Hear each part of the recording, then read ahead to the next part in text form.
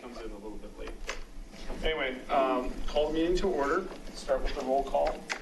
Do you have the roll call? Because I don't have it in my name list. All right, let's just go around the table. We'll just, good. Susan, here. Keep going. Maria Bastard. Corbin. Ken Lish filling in for trustee Neil Shaw. Dan Walker. Everson. Corey Oxner. Allison James, staff liaison. Okay, I'm just missing Ron. So Ron may show up. I haven't heard anything. So, okay. So next, just approval of the agenda. Tonight we wanted to start by discussing the Riverbend Park public engagement and next steps on that, followed by follow-up of the PROSTAC amenity priority list again, just going through that one more time, and then discussion on the trail list again, and then I put, depending on time, Town 15 amenities and master plan discussion, because all the trails and amenities kind of fall into some of that discussion. And then we've been discussing, as it gets nicer outside, doing park walks, so that's just a upcoming piece. With that, is there any additional issues with the agenda? Okay, with that, it seems like we have lots of people here tonight. So we'll open up some public comment. With the number of people, I'll hope to try and keep discussion topics to around 4 or 5 minutes per person. If we can keep to that, it'll kind of keep us moving along. So anyway, go ahead, whoever's first. I think I'm by myself and they're all together. So. That's it. Whoever wants to talk first. My name is Kathy Cardi-Mullen. I live at 1250 South Boyero Court. You guys are awesome. I just love what you do, and that's why I'm here. I was here last month talking about a bird tour over at the HHR, and we have the registration that's going to be that just went into your email, so that's out for you, and I just wanted to kind of come back and clarify anything about that. But before that, I was looking at your agenda, and I'm like, oh, I got tied up in knots, and like, they're going to talk about trails for the next 5 years, and then they're going to talk about, they're going to meet with the annual meeting with the board, and it's like, okay, I need to like speak up a little bit about what I'm feeling about the Zaharias property that is along 88th Street. And I think it's now or never, because I have in front of you, there's a diagram, and if you just pass that around. 2 years ago, that was the ideal version of what that would look like. And if things go through, there's going to be a whole lot of apartments on that property instead of those trails, which Corey asked me last time. He said, well, where would you put an overlook? If you look at that, that's kind of, you need to see the whole lake, not just the edge of the lake, because there's lots out there. And as you move around it, you see different aspects of it. So I just thought, my notes are just awful. So I'm just going to try and get through this as fast as I can and cover as much as I can. So, but before the apartments aren't a done deal yet. I know there's a small, you know, because the sign is still for sale on the property. It hasn't been rezoned. The roads haven't been fixed, and I don't think it's been approved. I know it's been submitted, but so my feeling is I'm speaking from my heart as to what I think a lot of people would like to see, and that is, instead of more development, because the whole town is developed, is let's have some more open space. And I want to kind of go back to what the comprehensive plan said. And it said, our vision for the town of Superior, and this is our forefathers and mothers, the town of Superior will be a community of integrated neighborhoods where residents, visitors, and employees enjoy the unique charm of a community-oriented small town feel that's accessible to pedestrians, bicycle-friendly, safe, and attractive.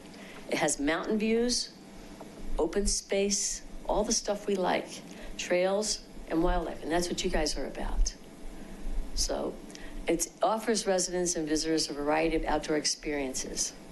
So it looks like we're going to get to, instead of all open space, maybe developed open space. So in the comprehensive plan, we have something for that too. And that is, it includes parks, landscaping, trails, and berms that can be used to soften a development's visual appearance, that provides a buffer between conflicting land uses. So like Route 36 goes along there, you could put a beautiful bermed trail there with your bicycle trails as you connect Broomfield with, and you're gonna be doing it whether there's apartments or not. So why not make it something that's gonna buffer the community from visually seeing it, the pollution, if you put some trees on it, where it's supposed to be the Arbor City, okay, put some trees on it. You could clean the air pollution a little bit, and the sound pollution, because the tire sound goes straight into that earth instead of all the way across. So that would be nice. Now, the last part of the comprehensive plan that was very interesting to me was, it says potential future needs. We need to emphasize the need to identify and plan for potential future needs within the context of land constraints and ultimate town build-out. Well, we're getting to ultimate town build-out. I mean, if you look everywhere, everything's got a bulldozer on it or a building on it. And the hawks, literally, the red-tailed hawks are having trouble finding nests this year because a lot of the big trees have been taken down. That's really tragic. And we need to stop and think about what we're doing. And you're the advisory committee. You're not the quasi-judicial. You can hear this. You are supposed to tell the board what the citizens and what you think are the best stewards of this land. So I'm proposing this particular scenario. So wouldn't it be nice if you drove over the bridge on 88 into over 36, and you came in, and instead of seeing a bunch of buildings and a lot of people, you see a beautiful community center. Right backed up along 36, so you don't see 36 anymore. Maybe the bike trail along there. People from other communities taking the bike trail can stop in and use the facility, get a coffee. We're thinking about others, not just ourselves. It looks with glass windows out onto the reservoir. And half of the land is preserved open space and trails. Educational little signs for teaching people what's there and what it's all about. It's just kind of like you're there and you're enjoying it. Maybe we could do a joint venture where you could do maybe a library. It could be a rec center. It could be a nature center. It could be an art studio, an art center. We're running out of places to put things. So I know it may be a little bit too late, but maybe not. Maybe not. So I guess what I'm asking you to do is think about, what can we do? What can we do to preserve our town? If we can preserve the prairie dog community, we can preserve that buffer. Right now, it looks like it's going to be a 100-foot buffer with the apartments. And so that would be a real condensed version of what the trails would look like. But maybe not. We have hard decisions. Some decisions aren't easy or the fastest, but the best decisions. So I ask you to make a good decision with that. And pick something that's going to recharge our souls. We've kind of run out of places to do that. And if you haven't been out to the Hodgkin Harris Reservoir, now's your time. I sent a registration in your inbox, and we're going to hold one on April 6th. As well as, and we have a bunch of different burgers that are coming with scopes, and there'll be great guides, and we'll break you up into groups if you can't be together. We're opening it to the public, so it should be okay. And then we're going to have a full moon hike in June, which should be really fun too.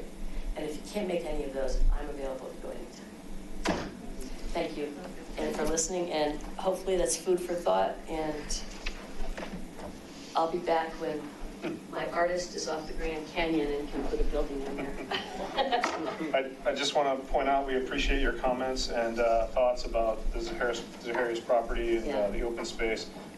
It is a topic that we've discussed a lot, and in the last, even tonight we'll discuss trails, and there's trails proposals through town center and in that area that are potentials, but it all comes down to developers and what we have with that property. We do talk about some of those open space proposals, and it all depends on what we end up with the yearly kind of oversight of the board and what we want to look at and how we're directed. So I appreciate your comments, and for me, it's you're looking at the comprehensive plan and going back to the overall vision of the town is a key thing for me, and just where, like you said, we have a lot of amenities. It's one of the discussions tonight, that where do those amenities go and which ones are critical because you run out of space after a while, and where do you really want them? So I appreciate your comments. Great. And of course, my priority is habitat, as much habitat. And, we could put a playground in there. Take the one from them. Put it over there. And whatever distance it needs to be for fracking, we'll make it that distance. Because it keeps changing. So, thank you. I appreciate it very much. Thank you. Any other public comment? Well, I know for me, honestly, after having seen. Can you speak up? Yeah, I know. It's all official. Sorry. You have to get your name and address. Sure, on video. My names are Karen, Mike, and Noisy. We're at 1313 South Gibson Court. Honestly, I was hoping to hear what your thoughts were going to be on this agenda one in terms of Riverbend public engagement that's supposed to begin in April. You can see the audience here. We have a lot of folks who are on the street who are really wondering where this requirement even came from. We're curious to know how it was decided that there could potentially be a playground put there. In that case, it seems kind of strange that public opinion wasn't asked for before the last 2 months of your talking about this. And so I was wondering. You're good. Well, what I was wondering is maybe I sit down and maybe you can talk to some of these points, and then if any of us have questions, we can interject afterwards. Well, I guess we could go into the first topic, and if you're all here to talk about the Riverbend Park, we can touch base on it, and I guess I can open it back up for community engagement along the way. Because, unless you want to go through all your comments and then listen to us talk and have more very comments interested back in and knowing forth. what you're going to talk about this evening, so then we can figure out what we want to say. Let me just start by saying it was brought to us from the community to the board at some point of potentially putting in a playground within the northeast quadrant of the town, where there is no real playground structure on the eastern side of Rock Creek Parkway. I always get them wrong. And so therefore it's been brought forth as a proposal for us to look at and to provide and get community engagement and gauge what the request is, what size of park you would put in there, if it can be even feasible, because we've been looking at it with the water there, distance and safety and things like that. Sure. So therefore, what are the even opportunities in that location? And we know that it's a tranquil, kind of peaceful, quiet park, and the playground equipment would be, how does that fit into the whole character of the park? Well, it does And so not. there's lots of discussion. Sure. And that's what it's for, is to get the community involvement. And we were looking at trying to determine within this few months, I guess it'd be, starting in April, trying to get more of a, is it a wanted piece or is it a not wanted piece? And is this something that we continue with, or is it something that does not go forward? May I ask you a question? When you say community involvement, it doesn't seem like the people in the immediate vicinity here have been involved. So what does community involvement mean? And then I would caveat on also, if I may just add on, you're not talking specifically Riverbend if you're talking about that side of Rock Creek Parkway. So what I would ask is for our discussions to include other areas other than Riverbend Park. So as you know, there's lots of different locations within the community. It was requested to have a park within this location. There is a couple other locations that have been requested to have parks as well. From engagement, we are looking at, we have a discussion here from the board to us to say, hey, can we look at this? Last year we looked at pickleball and we found a location and then they didn't put it in. So there's a lot of just process to get input and find a location. So with ours right now, we're looking at, as we start into this process, we need to look and analyze what can even happen and then start to reach out to the community, which we haven't done. It's just on the agendas. Reach out to the community in a type of open house engagement where, we've talked about in our last meeting having a open discussion at the park over there to say, hey, you know, it's going to be out there for 2 hours on a Saturday. We're going to be there for questions and answers, have a board discussing what could potentially go there, what couldn't go there, and have an open engagement with the area, not coming here, but bringing it to the neighborhood on a Saturday morning or something like I that. think that is fantastic. So that's a way to get engagement. On top of that, we were looking at potentially like a survey monkey that we could send out in the email blast to get more input from the community that can't always show up on those dates. Also potentially discussion of door to door, just walking around and trying to get the immediate vicinity of people in that My area. question to you as a survey monkey, does that go to everybody in Rock Creek and Superior? Because if somebody sends me a survey about a park south of Colton, up by the El Dorado High School, I'm indifferent. Right. I never go up there, and so I don't think that's just my opinion. I like your idea that having engagement of people right there, because then you're going to get. Well, and that's where, I mean, Ron's been through some more of these community engagements than I have, and but the part of the thing you have to understand is, you know, the whole community's paying for the park. So we want to make sure the whole community knows what we're doing, so the survey monkey does. So it's and again, I think having walked in late, apologize for being late, but traffic was fun. It's just a matter of, we're beginning the process based upon the direction of the board to say, okay, the first thing we have to decide is what we can even put here, if we can even put something. Well, and I would say. So, I mean, it's a process. So there we get the process rolling. We got something happening at the, what's the next event coming? Arbor Day. Arbor Day. We're going to hopefully have something there for people to look at, say, hey, we're discussing it, and as you were saying, let's meet at the location and say, okay, who shows up, who's against it, who's for it, and then we can start the process. so it was brought to us as a topic, and so we need to do a little bit of research before we bring it to you. Otherwise, you can come with all these answers or questions, and we won't have any information. Honestly, I would also really, because I think there is a viability for a requirement there, but I think this is a perfect opportunity to look at, for instance, Coal Creek, where Coal Creek is going to dead end where those new homes are developing. Why don't we put in a real playground there? You know, where you can have parking around it, where you can have a real, because right now, you talked about the viability of Riverbend. How about we look at something that could be the Purple Park on the other side of Rock Creek Parkway, instead of just doing, I'm just worried that we're just focusing on Riverbend, when maybe we're not looking at something that could be developed, maybe not this year, but in the coming years, where we actually do something that our environment, our community would really prefer, you know, so we can have a viable playground, not just fixtures. Yeah. Is Coal Creek going to cut through to the neighborhood? I think that's yet to be determined, because the road comes to a point and they were leaving it.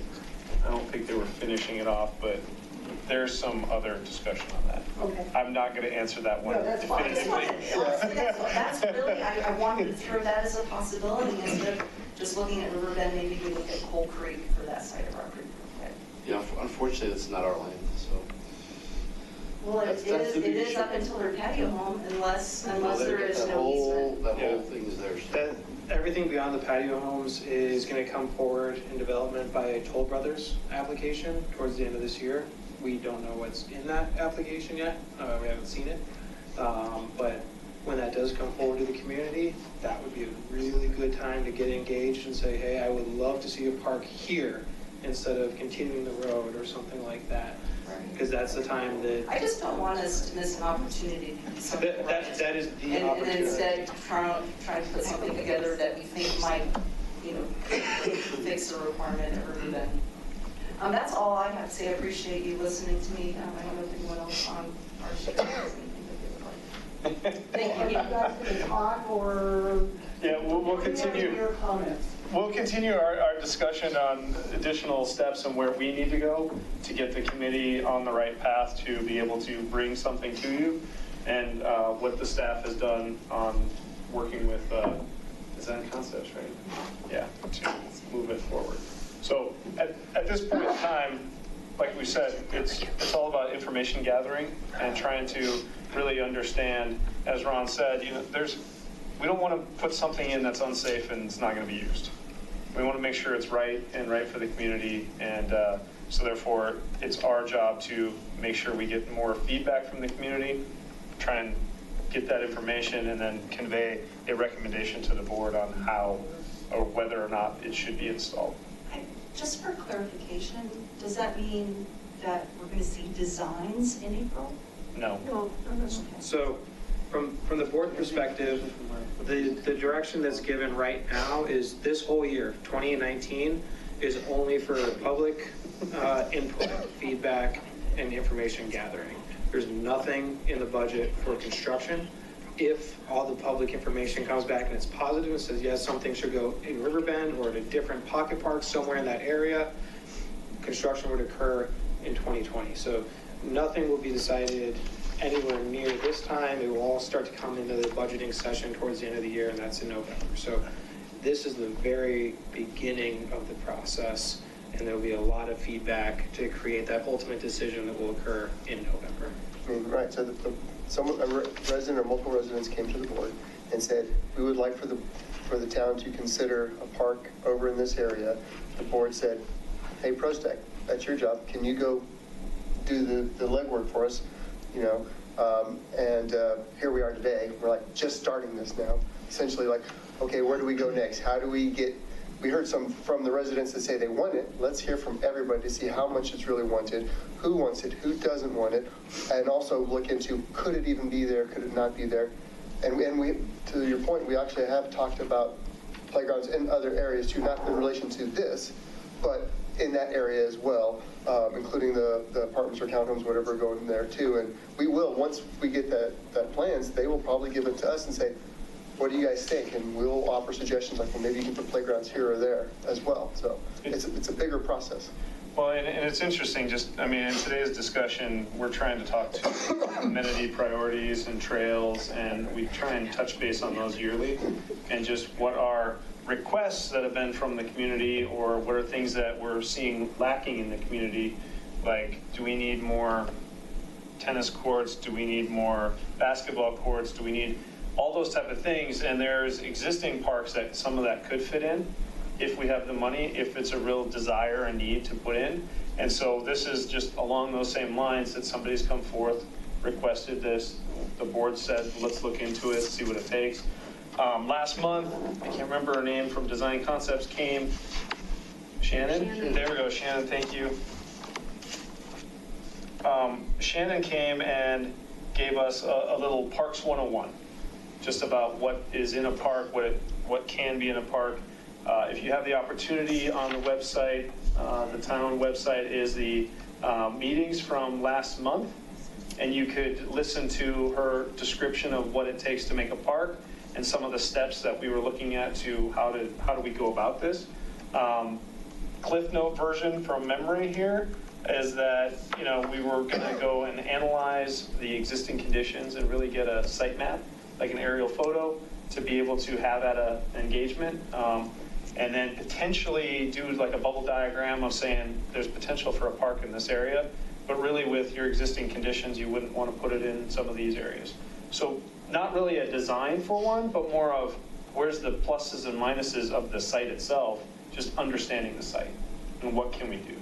And that's your first step. And then from there you go and say, I only have a 50 by 50 area or a 20 by 20 area, whatever the size is, that we can put something in, and is it worthwhile to put in a big swing set, or is it little boulders, or, you know, just little climbing things, you know, whatever the amenity is. Sorry, I'm just throwing out amenities, so I'm just but that's just part of that engagement process to really understand what we can put there. So that's where we're headed. We're trying to just figure out what are the steps to let me bring, our committee bring something to you that you can actually react to and say, oh, I understand what you're looking at, or you just look at it and say, where in the park are you putting it? And I don't know. You know, and I don't have a drawing, I can't tell you. So those are some of our background steps to come back to you. Well, it sounds like you really can't make a decision on it until you find out what happens with this property over on 88th and the townhomes or whatever. The patio homes that are going in. That would be the ideal spot by comparison, I would think, to the pond. I think that we still need to analyze the Riverbend site because it's been brought to us as a task by the board for us to look at, and we need to come to you. I know, but we need to come to you for feedback. I know people. First kid who drowns. Walks me in the water. I hear you. They're inherent liabilities. It's a very deep pond. And that's one of the pieces that's been brought to our attention. Drain the pond. And actually, I'll just continue on. In last month's meeting, I think it'd be really good, just watch last month's meeting. She did. Okay, you did? She did. There was also parts that it's a detention It's a pond. detention. And therefore, it cannot have certain amenities in it that obstruct water and flow. And therefore, even if there is a park in there, we'd have to maintain all the drainage that goes into that park. And therefore, we don't know what height the water is and how far it covers. Big cone in the middle of it. They said it was 4 feet. We got an email Oh, last see? week. It said it was. If you've read your email they last drilled week, it, that's it was 4 great. feet through the water. I think Do we want to extend our public comment then? Because it seems like we're hearing a lot of feedback right now. Well, it's kind of, yeah, I In which guess it case, is people kind should of. come up to the microphone and speak so everyone. If we have more names that we'd love to hear from, that'd be great. Because Oh, no. Yeah, and- Go. at this point, it's all going to roll into the same discussion, but yes, I appreciate that, thank you. And there's a sign-in sheet, you can put your name and address, that would be great. Okay. Do you need I'm Colich. This is my husband, Yes, Chris there's a Colich. sign-in sheet. And that's Emily Colich. We live at 900 East Kirkway. So we've lived there for, I guess, almost 7 years, 6 years. And we moved there when our girls were 3 and 5. And so we had some of the youngest kids in that area. And we never once ever thought to ourselves, I wish there was a playground. We have spent a lot of time at the pond in all seasons, and now we have a really active golden doodle who forces us to get out more than probably did with just them. But our kids and Brent's son Nathan, who they've grown up together, play in the sprinklers in the summer until they come home drenched. They play in the pine trees and they make up games. They play in like the bushes where the brick wall is and they make up games. They walk around the pond and look at the wildlife that's in the pond or birds flying and, sometimes, try and do crawfish fishing with Brent and nets.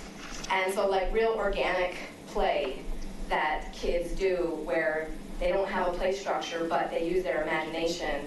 And my kids are at that place all the time, in all seasons. And in the winter, when there's enough snow, we sled, whether on the short end or on the long end.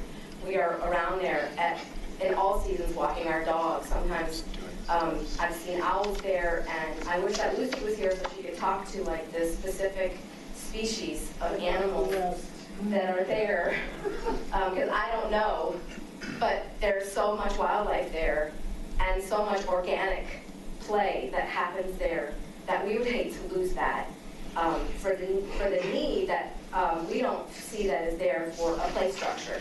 Because anytime I go by Purple Park or the little playground that's behind the pool, the North Pool, or even Community Park, they're empty. So there's not kids that are dying to have a playground to play on. They're empty because kids maybe have a play structure in their backyard or maybe they're playing on their street. So we just hate to think of losing the serenity of that pond. I'm sure the rest of my family wants to talk, so. Yeah. We just think it's important to preserve our open spaces and, oh, sorry. Yeah, we just think it's important to preserve our open spaces and the Riverbend site, there's a concentration of play structures within a quarter mile of our house.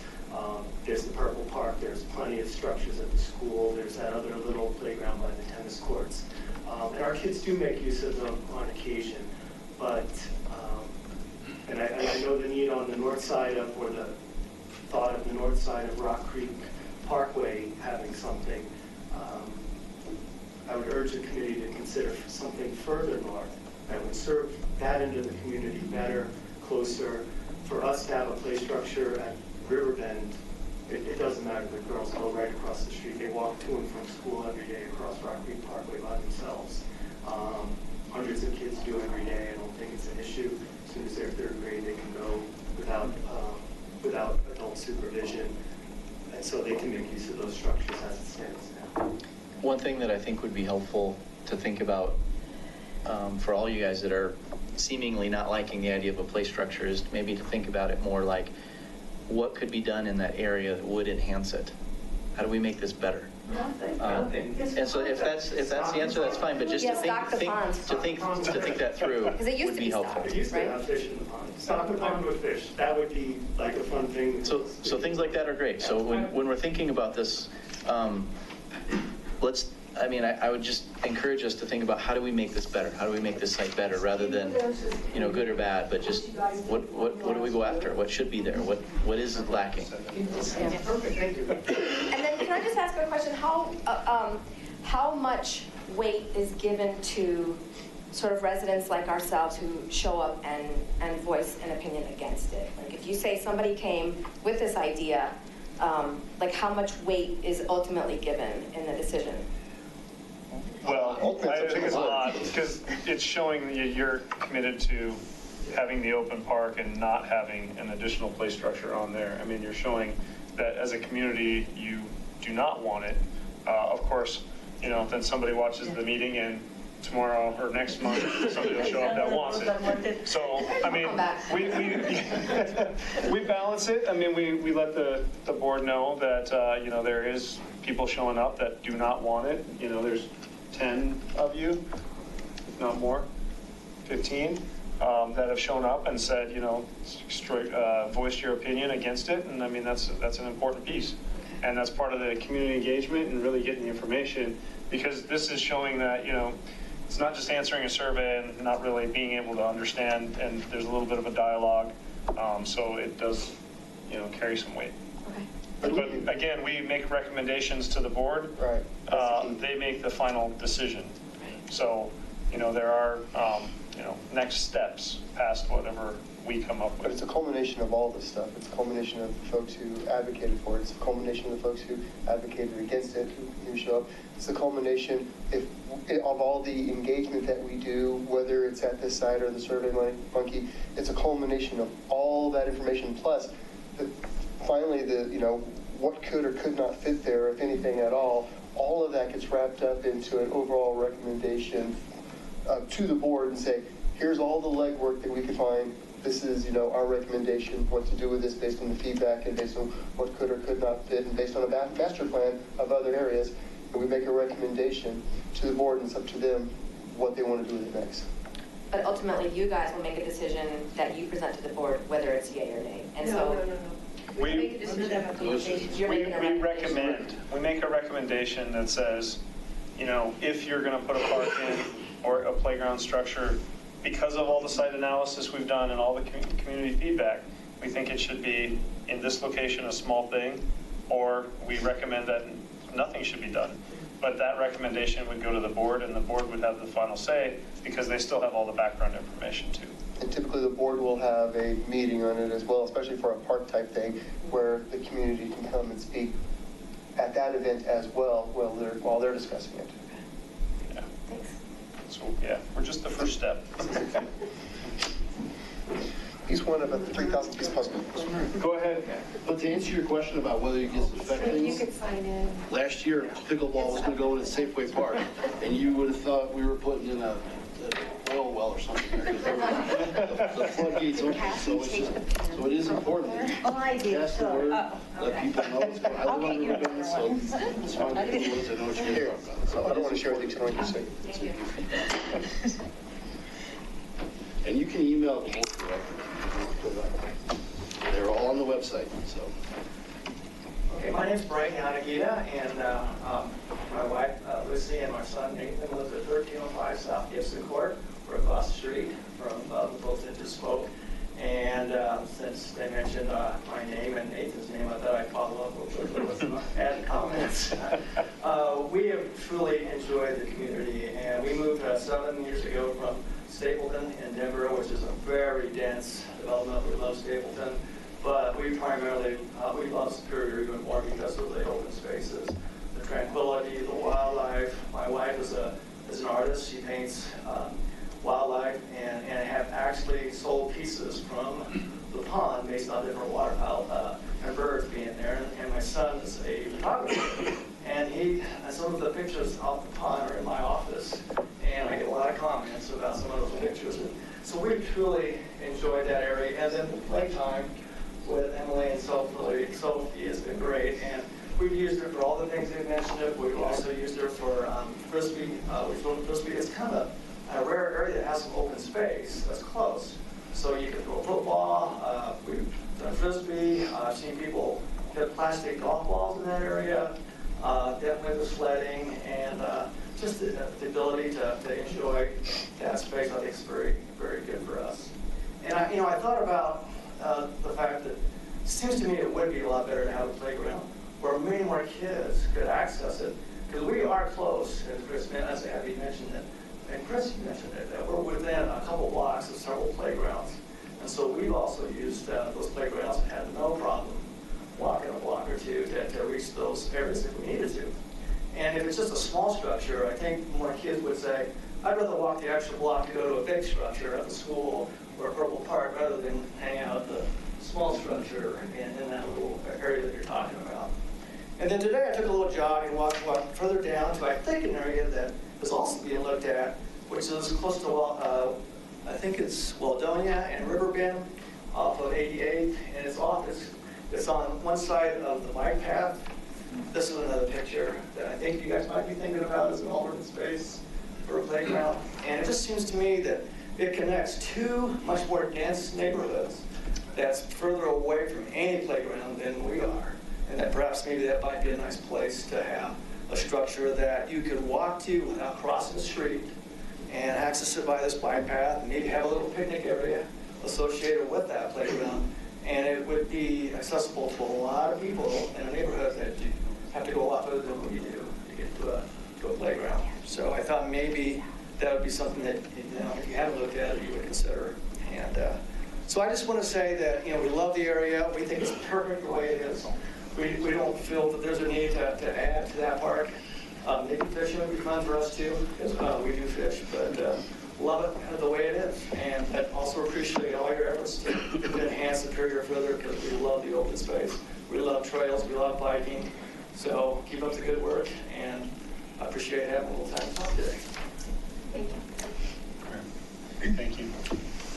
Do you remember last week? You remember last week Patrick mentioned that lake had never been stocked, but they have no idea how the fish got there. But they used to stock Purple Park for fishing contests, and they think that some way, in some way, shape, or form, they made it through the drainage into that lake. Into that pond. It was never, the pond was never stocked. We lived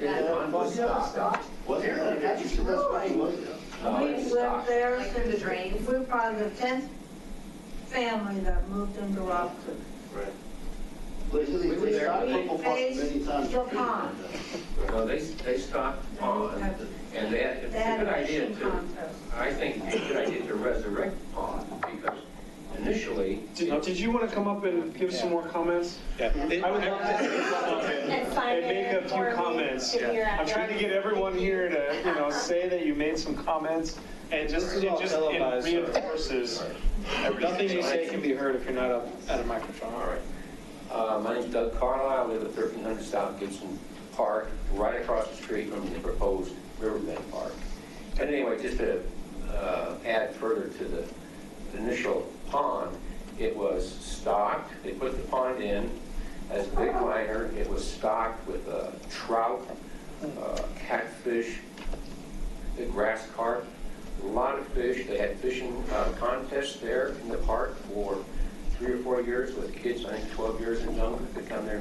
And they caught rainbow like this out of there.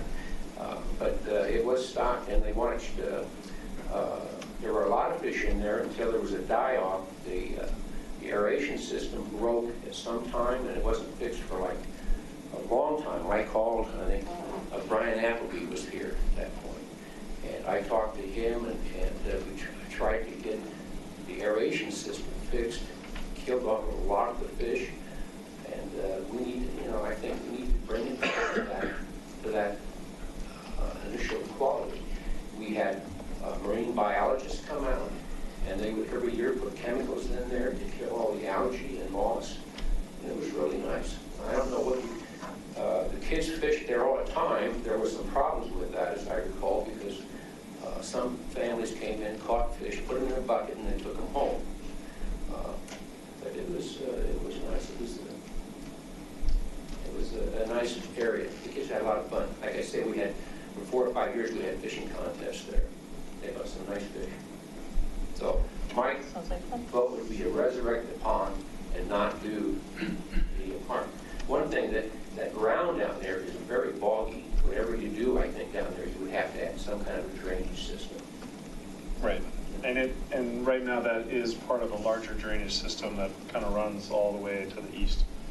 So it's just pond after pond, they all link together. So, okay, thank you.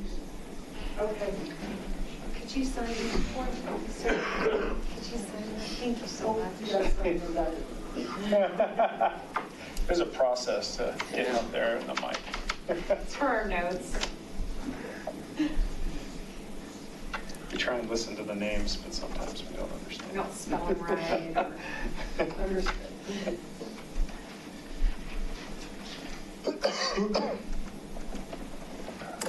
John, are you coming out?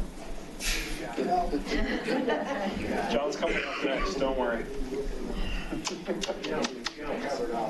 All right.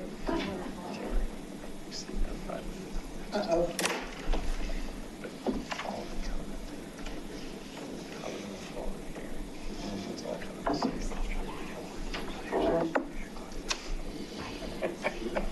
Okay, I'm Barb Hamzelka. I live with my husband John at 1309 South Gibson Court.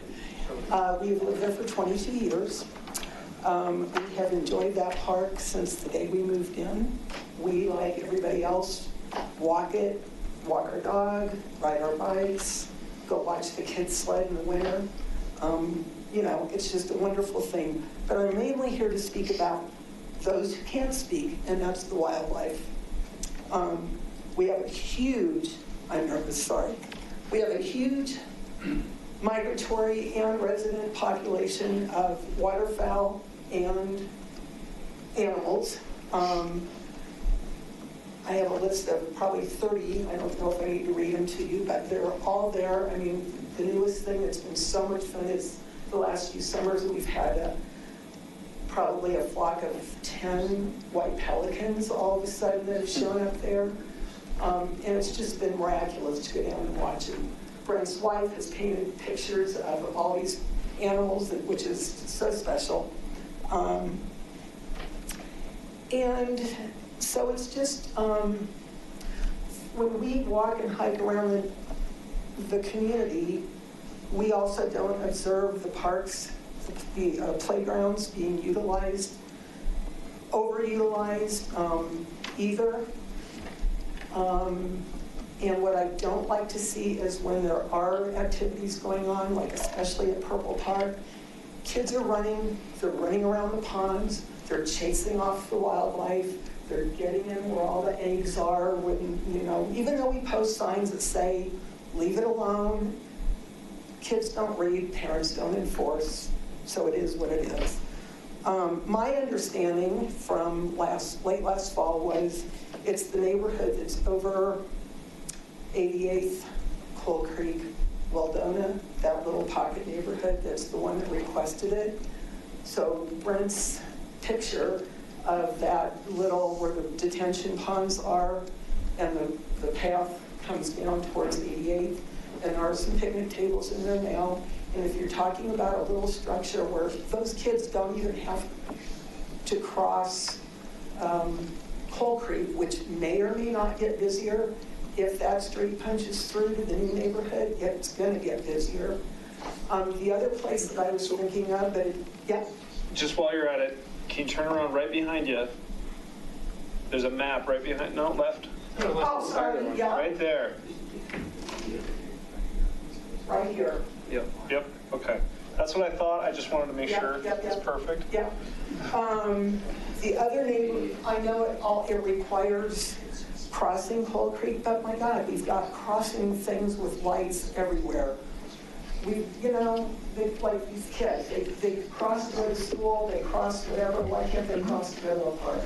Or let their parents take them. But anyway, this is the, let me find it.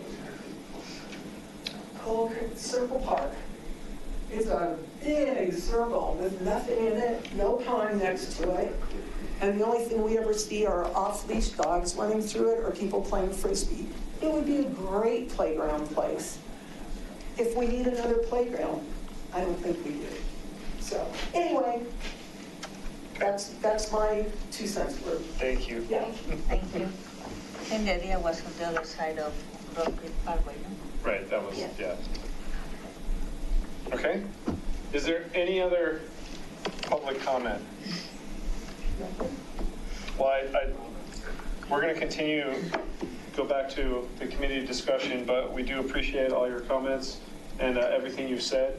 And we're going to keep looking at what the park existing conditions are and bring that back to you in more of a survey type form. And we'll continue to discuss this with the town board as well. And we'll see where we end up. But right now we're still in the exploration of what the park is.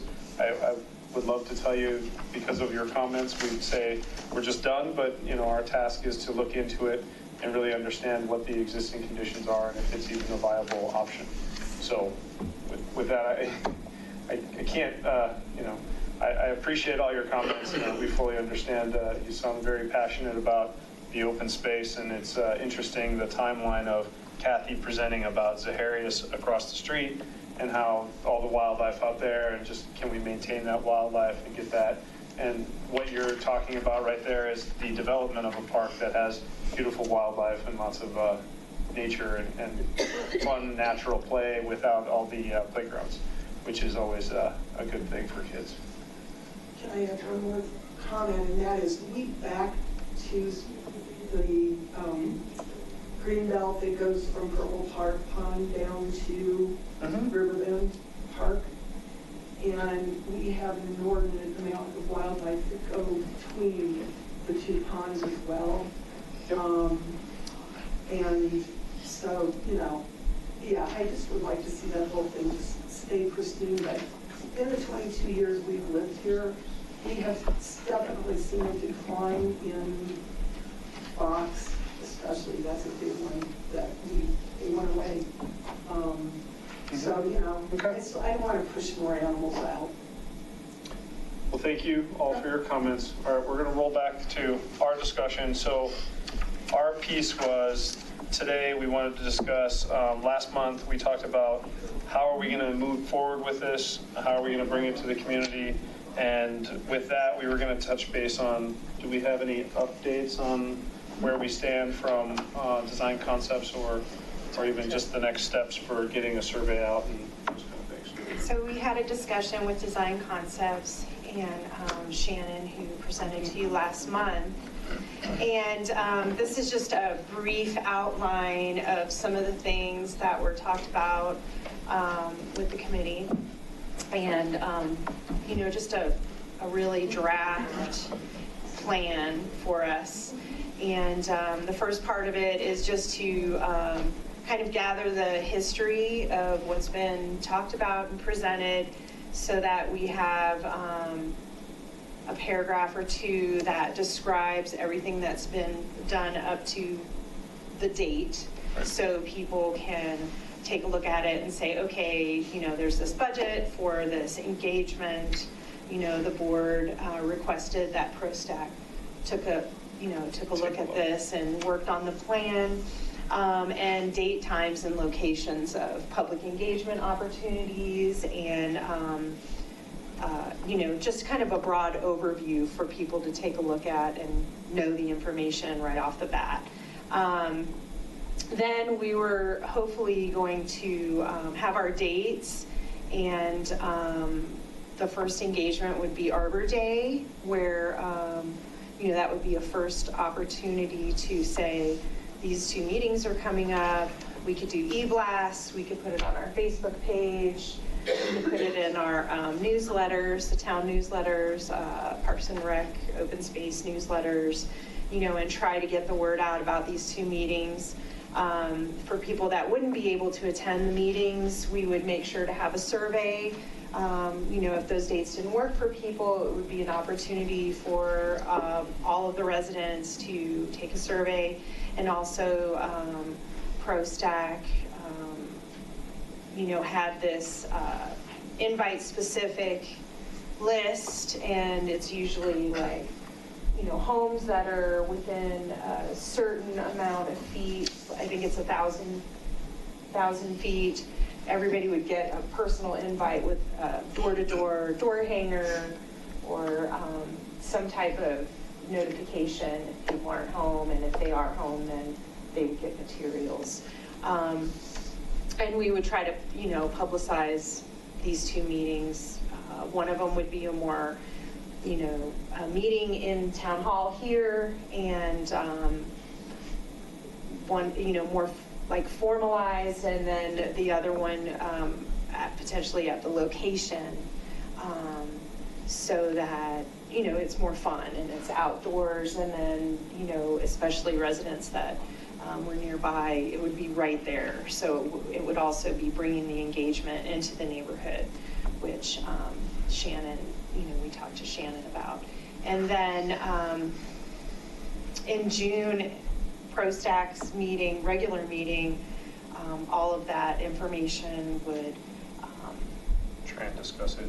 Right, we would get together, discuss it, put it all together, and then for potentially, if it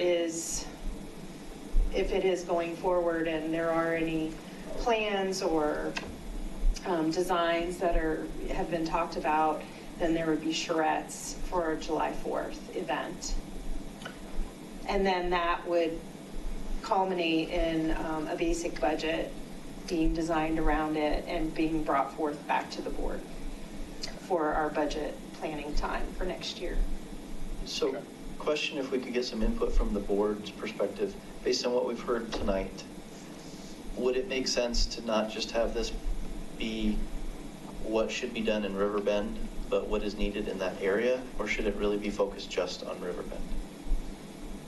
So we haven't talked about, for everyone's public knowledge, I am new to the board, so I wasn't on the board when this got added last November. We haven't talked about it as a board since I've been on board. Okay. My understanding going in was that all options within this pocket should be on the table, but Riverbend was the one that jumped out if that doesn't work, and there's better alternatives. I don't see why those shouldn't be reviewed and on the table to be looked at. But I'm speaking for myself since we haven't had a full board conversation about it. Okay. But if we were to have this sort of grow a little bit and say, hey, instead of what should be just within the bounds of Riverbend proper, what is needed in this area, what's wanted in this area, would that be reasonable to do, you think? So I think that'd be reasonable. And Allison or Corey, do you guys know when the board dinner meeting is? Is that scheduled yet? That's on our look ahead. May 13th. Yeah, 5/13, right?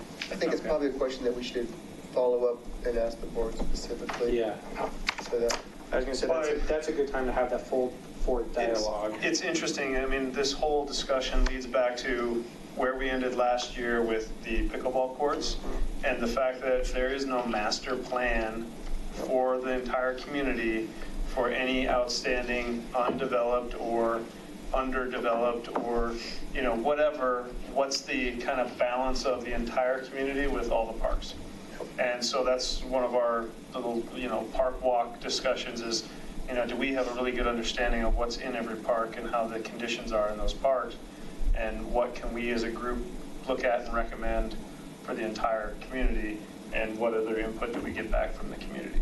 So it kind of all ties together, but right now we're kind of isolated on that one sector. Because if you go north of there, it's into town center, and there's 5 parks in there, or 4? 4 now, yeah. 4 parks in that area, and therefore that's within a radius of recreational opportunities within those homes within town center. And then, you know, we have coverage of open space, whether it's a park or whether it's an open space park. So there's lots of discussions. Yeah. To answer your question, I think the purvey of the board was to give us the funding to attack this problem, not problem, but This feel request. it out. Well, feel out what was going on here, because obviously whatever ideas come out, what doesn't expand it, yeah, we can always expand anything we want. If we see an opportunity, it's kind of our job to say, hey, there's other options here, we should look at it, so. And if you guys are concerned that the direction was too narrow and you need board direction to open it up, make a recommendation, like, could do it tonight if you wanted. We recommend that we expand our purview to this entire quadrant of town rather than just focusing on Riverbend. At the next board meeting, since I'm here tonight instead of Neil, I'll literally read that off and say, hey, thumbs up, thumbs down, how are we, board? And assuming thumbs up, there's your approval to go forth and make this a broader, if you feel like you don't have that. Well, I think it would be helpful to have that clarification if we're really just supposed to look in the bounds of that park or the whole area. Well, I'm going to go back to staff, Allison. Did Design Concepts, are they doing a site analysis of just that park, or are they going outside of that at all? We did talk about that area that was mentioned off of 88, and depending on drainage and, you know, just the land in that area, just like in the main park itself, you know, the testing and soil and water table, all of those things will be taken under consideration. So yes, that area. So we're already kind of expanding to the east. So yeah. Yeah, and I guess I asked that because really looking at this, we're in the mid-March, so we have one more meeting in April, and we really pushed this off till May because we wanted to be more of an outdoor and not cold. You never know when it's raining or snowing in March, April.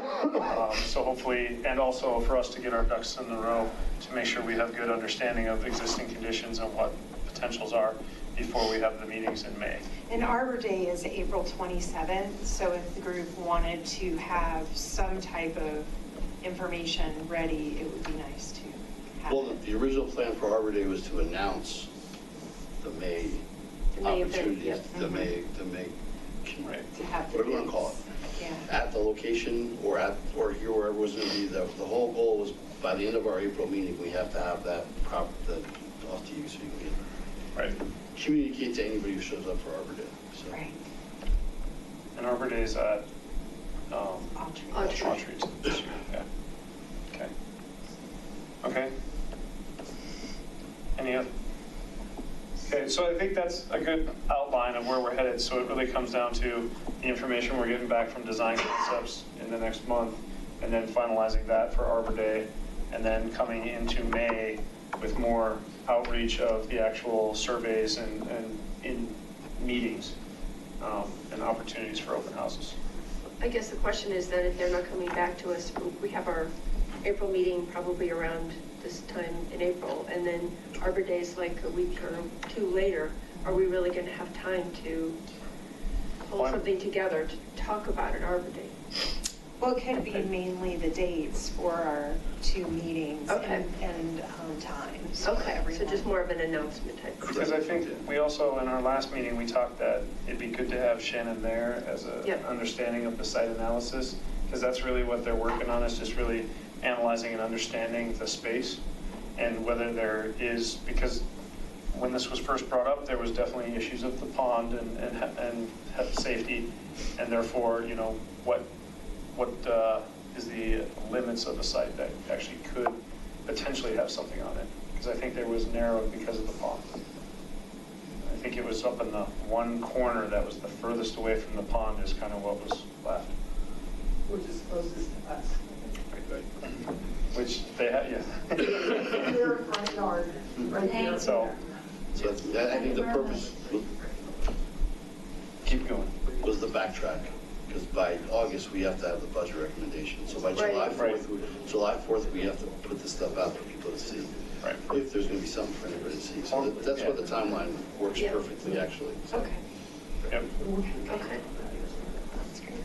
Okay.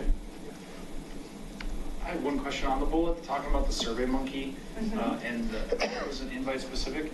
Do you know, are we gonna be able to track like by street where the support and where the lack of support is for a park in any location around here? Are we have the capability of doing that? I thought there was an ability to do that because I thought there was a, the people that are right around it are one kind of group of people versus anyone on the other side of town may have a different opinion. Right, and what we do is we pull it from these databases that municipalities use. You just kind of lay out a radius of a certain dimension and pull all those addresses and then make sure each of those closest residents receive the information. And then we'll be able to track as, like on a per street level, what was the level of support for whatever proposal? Is that? Well, especially in that radius, you will have a definite understanding. Or is it just going to be the survey as a whole, however many people we intend to include in it, we'll just get one number back for the whole survey? Or will we be able to split it up and say, for these particular streets, we had really high support, for these we didn't? I don't know if you can hit street specific, but you could hit a group within the radius and the entire community, right? And I don't think you can actually get to the street. It's just, it's in that, unless you actually went and analyzed every response and said it's this address. You would know the streets in that limited radius zone. Yeah. And you would know So it's that just that there's two information. zones. It's a global zone and a more localized zone. Correct. Okay, but we can't track it like down to individual street addresses. Have you guys discussed what is going to be in the Survey Monkey yet, or is that further down the road? That's further down the road. Yeah, we were trying to really get a better understanding of what we actually can work with before, and how vague or how specific can the question be. So, and that's definitely one of the things I wanted to talk about probably next month, because we're hoping there's a little bit more information next month, and then we can come up with what are the survey questions. And for me, just from the comments today, I feel like there's some additional questions we could ask. It's just a question of or an issue of how many questions are on the survey. and how the committee wants to break it out, or how the board would like to, break these engagements out. A lot of times, we'll make sure the closest homes receive more of a personal invitation to our engagements, so that, we're ensuring that as many closer residents as possible are coming. And then, there's also the general broader invitation to come to engagements. I know one question we can start by saying, do you want the park or do you not want the park? And it's in our code. It's in our code. Straightforward answer. You don't have to go down the rest of the list. Isn't the bigger question not even do you want the park? I mean, are you any park, not just Riverbend Park? Yeah. Is there a need for a park? Right. Yeah. Exactly. Right. The other question that I had, and this might lead into 5B a bit, but kind of following up on what Ken said, is that we could make a recommendation and say, could we take the money that we've got set aside for engagement here and expand the purview to a whole quadrant of town? What I'm wondering is, could we also, when I was watching a video from last master plan of the town. Yeah, exactly. I apologize, I missed last month, but when I was watching the video, we've talked several times about this idea of an overarching, what are all the different pieces that are going to come together, and how do they come together? And how do they come together? So maybe this is more of a question to you, Ken, but what do you think we could also expand into saying we want more direction in terms of building out a long-term vision in general for Parks and Recreation, and use the money for that as opposed to necessarily, one particular park? I mean, that almost sounds like a new budget request. Just, I mean, it's a big project that I think it's a master plan. I was going to say, we'll make sure you guys would have plenty of money for it. I don't know that what's been budgeted for Riverbend would even cover the type of consultant work that you're talking about. It But I think depends on that, how in depth you go. exactly. Yeah, I mean, okay. I'm kind of new to this, so I don't know what I can get for what amount of money, but for me, what I would most like to see is just what exactly do we have in all these different locations? And I feel like I could do that with my smartphone in a weekend if I needed to. And it's not going to be, you know, I won't charge you $50,000 for it. Well, and there are a couple old historic documents that show some of this, but it's not, it's like just needs a refresher and update. Yeah, that's what I feel like we need the most is like everybody get in one, you know, on the same page about what we've got and what's going to change, you know, with the remaining development that we've got already planned. Because I don't feel like I've got a good grasp of that. And I think some of you guys that have been on here longer probably do have a pretty good grasp of it. Well, there's that great, the one they put together about all the parks. Yeah, Peter and Aaron did. They put together this whole PDF. It's in the Dropbox. It's in the Dropbox. I put it up there. That was like 2014 or something, I think. Yeah. So it was reasonably It hasn't changed that recent. much. Yeah. The only thing that's really added is the wildflower. Wildflower.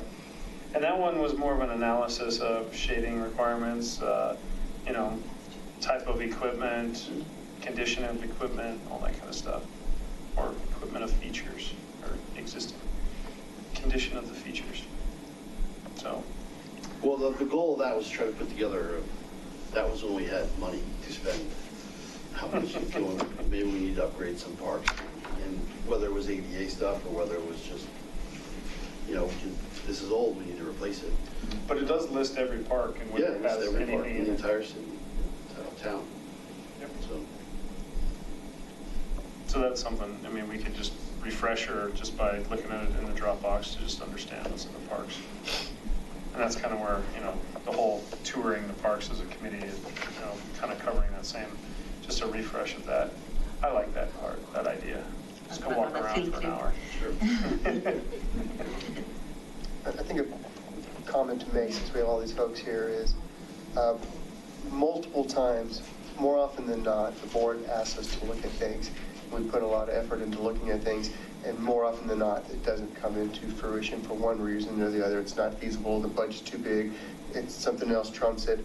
So just because it's something that we're looking into, it's not something that's guaranteed to happen. It's more often than not, we put a lot of effort into it and it just doesn't come through. Every once in a while, we get lucky with the river or with the Wildflower Park where we can actually get it through. We got the skate park and Wildflower Park in the last few years. We lost on the rec center and pickleball courts, and those were very time consuming and lots of discussions. So, Which leads back to the, like you're saying, you need to update your master plan of what we have and what we need before you pinpoint Riverbend Park or any other place, I think, as a taxpayer. Should we move on to the I agree. Yeah, so unless there's any other discussion by the group about, we're going to continue. So I think just in looking toward next month, though, we'll start looking at survey questions, and hopefully we'll get more input back from design concepts, and we can just see where we stand there. And then at the end of that meeting, we should have somewhat of our understanding of survey questions, and also kind of what we'd be having for Arbor Day. Is the hope to have Shannon here next month? Do you know? I don't know. Is she going to be I don't here? know if she'll be here or we'll have results just have the from results, soil okay. I think it's just the testing and- information of what she has. Well, because we all agreed, I think, that's the first step. Right. Yeah, We need Find the out existing what- conditions what it looks analysis. like. right. So, But then to the point made earlier, if we are kind of expanding this view of things to other locations, we are going to need that information fairly quickly, at least at a high level as well. Right. And Allison, I don't know if we can expand Shannon's vision a little bit to be extremely in-depth on the site analysis, but just give us a quadrant kind of overview. You know, just as we look down to the east, is there any other potential opportunity in any other location? I mean, not analyzing it fully in depth as much as we are at Riverbend, but just enough to there's a hint of, is there something else in the area that may be able to house a certain size of park structure. Okay. Okay, so with that, we'll come back. I would say if anyone has any, come with a list to the next meeting if possible. I'd say you could email it to me, but I probably won't read it before the next meeting. But if we can come with a list of questions, we can consolidate those and try and get a Survey Monkey list for next month. Do we have an example of a past one that we could go from? I've got to look over you. I got to look at. I think we did one for the indoor. Oh, we have a huge one For the indoor? Yeah, that was like a Wildflower Park or anything. Do we have any kind of close example? We didn't do Survey Monkey for Wildflower. Could we start like a shared document and everybody just start adding back so that there doesn't make a lot of sense for everybody to write their own questions individually, and then we could just. Is everyone on Dropbox? Even if it doesn't look like.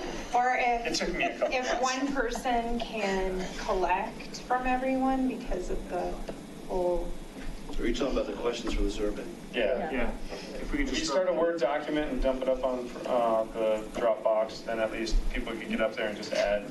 Yeah, as far as public records, we could share the content of the document, right? Or if one person can be in charge of it and take everyone's and put it together, and then we can have it for our next meeting. If you guys want to email Thank you. ideas to me for the Survey Monkey thing, I can put a document together for the next meeting. Thank you. I can't get this mess to work. It's okay. But all of our stuff. We do appreciate your time. Thank you. Thank you. That person in the window. Thank you. No idea. He's playing harmonica. Or he thinks he's playing harmonica. I'm not sure which it is. It's the air harmonica. If you guys want to email me the ideas, thoughts, whatever, I can put them into a document that we can at least use as a starting point for next meeting. Sounds awesome. I was going to volunteer Dan, but I decided maybe I should do something. Well, I was even just thinking, what if we just create a shared document and everybody just can edit it together? Yeah. Kind of like a brainstorm thing. So in And then we have it Dropbox, already. like in Google Drive, we could do that super easy, but in Dropbox, I don't think it's quite so easy, especially with stuff on each other's toes. So I'll just create a Guarantee we'll all be on there tonight right after we. I'm sure we will. I'll create a link to a Google document that we're all shared on. Do you guys all have Google accounts? Okay, so if we do that, then I'll create it and you guys can just go in there and edit it. I'll use my son's. I'll get that out in the next couple of days so you can start throwing ideas up there. It'll be fabulous. Okay. The only reason I mentioned for one person to be in charge and collect from everyone is, I know there's been a lot of talk about what should be an open meeting and what isn't. And, I know that conversation is still going on, but from what I understand up to this point, that's the way the committees are trying to work on things, is like, one person will kind of be in charge of it, collect everything so it's not more than two people Meeting. in a sense, meeting. yeah. So if we have a shared document though, is that not allowed? Don't work more than 2 people in it at a time. As soon as you hit that 3 number, I think that's when you get in trouble. You have to have a published meeting at that point. Exactly. And I think it's also, if everybody's invited and can work at the same time, that. Is that a no-no? So do we get in trouble if I do a group email to say provide? Yeah, I mean, we can email the PROSTAC, right? So I'm really confused. I've already. I know, I'm confused I about know. what the rules are. So I think that's the first thing we need to know. You're is not like, what are alone. that? I don't think anybody knows what the rules are. But if we have a document, we only put our ideas there. We are not discussing really. Yeah. I mean, somehow you are At showing this that point, you're we're not trying to discussing. compile a And list of questions. Yeah, and we're going to that can discuss it potentially be discussed at the next meeting to make sure that we have a survey to go out at the end of that meeting. I view for a May. shared document no different than if I put my questions into an email and send it to all of y'all at the same time. All y'all. Well, you can't, it wouldn't be, it would be directly to one person. It wouldn't be the whole group emailing back and forth. We can't use the PROSTAC email anymore? Well, you can. Anyway, okay. The fact is, we're going to either email Todd Yes. Or we're gonna put a group document up there and just put information. I will make a shared document. If you guys care to use it, go for it. If you don't want to, don't, and email me, and then I'll put those things in there. How's that? And the absolute She safest, said that we cannot use the shared document. No? as long as you absolutely come forward with whatever was discussed outside of the meeting and bring it into a meeting Yes. without decisions Yes. having been That's made. We're talking about it. The other thing. That's the idea. It's kind of a deposit, and then we come here and we talk about Yeah, it. so no? what I would love to do for these kind of situations is, if we just had a place on the website, we could link this shared document. Anybody that cared could see the full revision That too. history, see who changed the document when. You know, and we could actually even do a public notice to say, hey, we're gonna do discussions in this shared document about what we're gonna include in the We next can meeting. see that And we're then all everybody's looking. gonna try to get Yeah, access. let's not do that. I mean, Well, and I know that has been discussed, you know, how to make it easier. All right, Okay. 5B? Okay. I cannot get this mouse to work. It was working. I got everything up. You know, on my agenda that I sent you, there was time limits on each one of these. I think we're blowing them out of the water. Are we on 5B yet? Yeah, we're on 5B. But do you have the documents? If the mouse works? Do you want me to get my mouse out? I'll use my mouse. Is it the surface or something? Sometimes mine's sensitive to us. We have extra batteries and one up here because of the batteries. It's not, it's on and it's keyboard. showing on. Keyboard works. Well, we'll just start. I don't know how to get to the keyboard. Can I toggle Control Tab? Control tab, three things. I got nothing.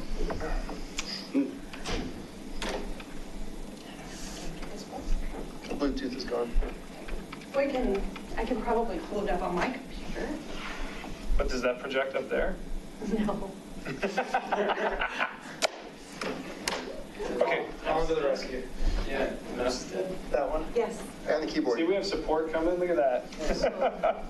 It was working earlier. Yeah, let me check and see if we have any batteries. I don't think the keyboard's working either, so maybe a bigger problem. And I don't have keys to the back. Where's the keyboard? Try the keyboard. Batteries in it. Control Tab. Nada. I mean, does anything work? If you push A, is it popping up? Yeah, keyboard stuff. Yeah, so it's probably more indicative of the. No, look, the light's on. Well, that's what I'm saying is, if I type on a Word document, you get nothing. Okay, so the intent was that, other than Riverbend Park, we wanted to talk about amenity priority list.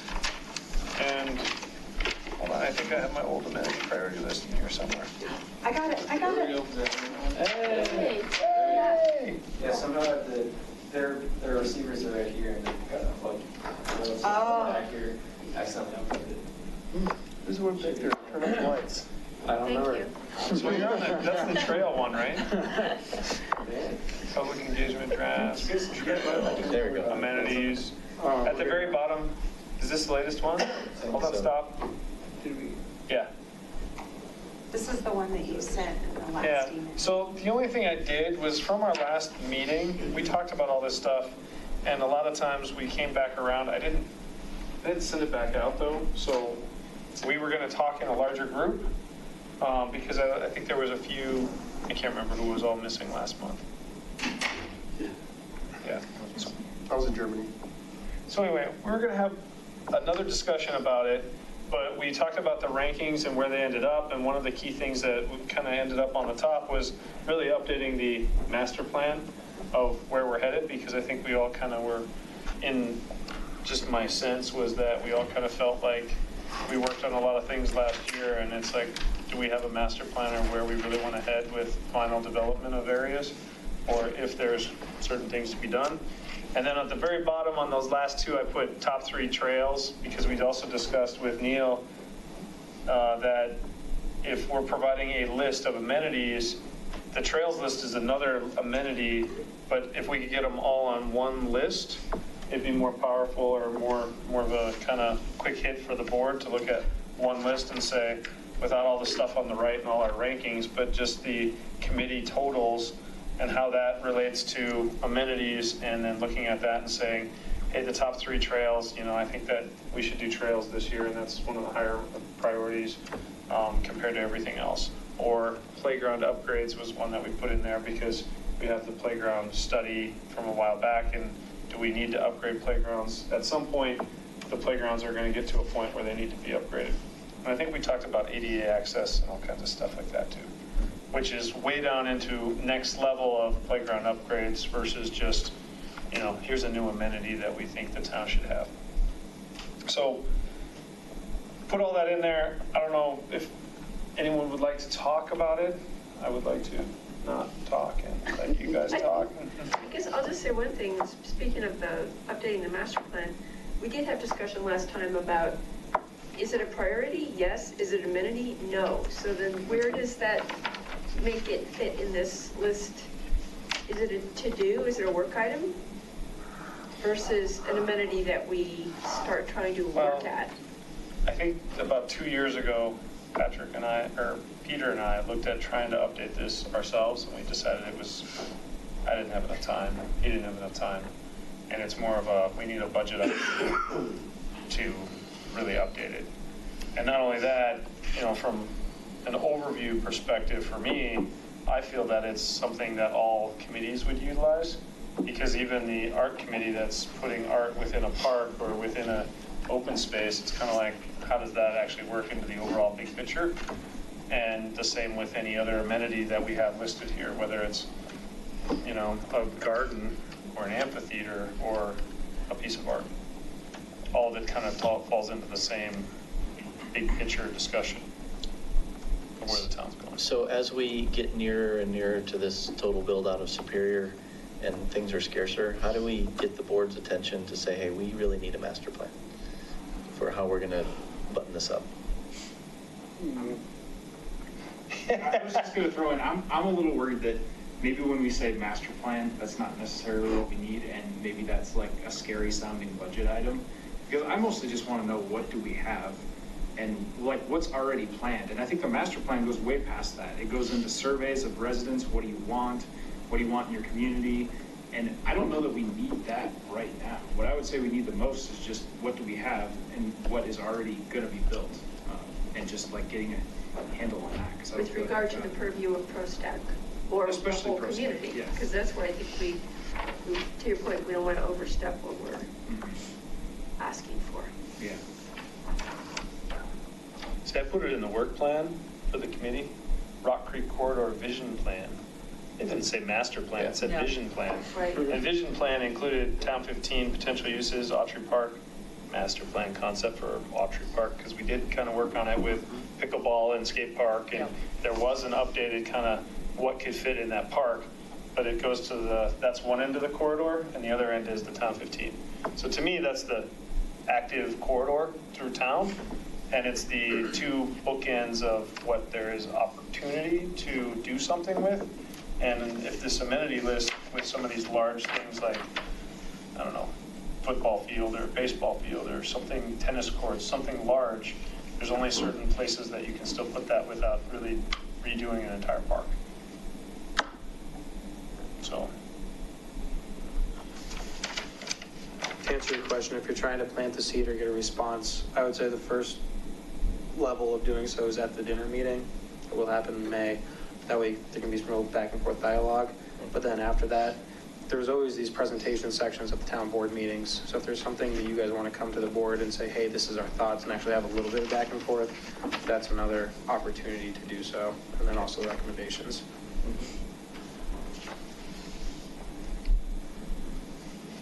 The problem, I guess, if we wait till the dinner meeting in May, then we're pretty far down.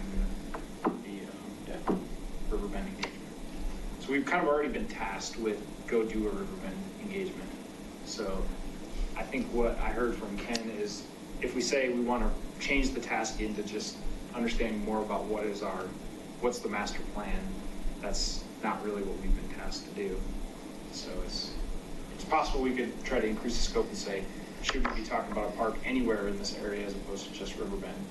But from my experience, boy, it's kind of gone in the past, is that the board tasks us with something, so we want you to look at that. Here's budget to go do that thing, right? Okay.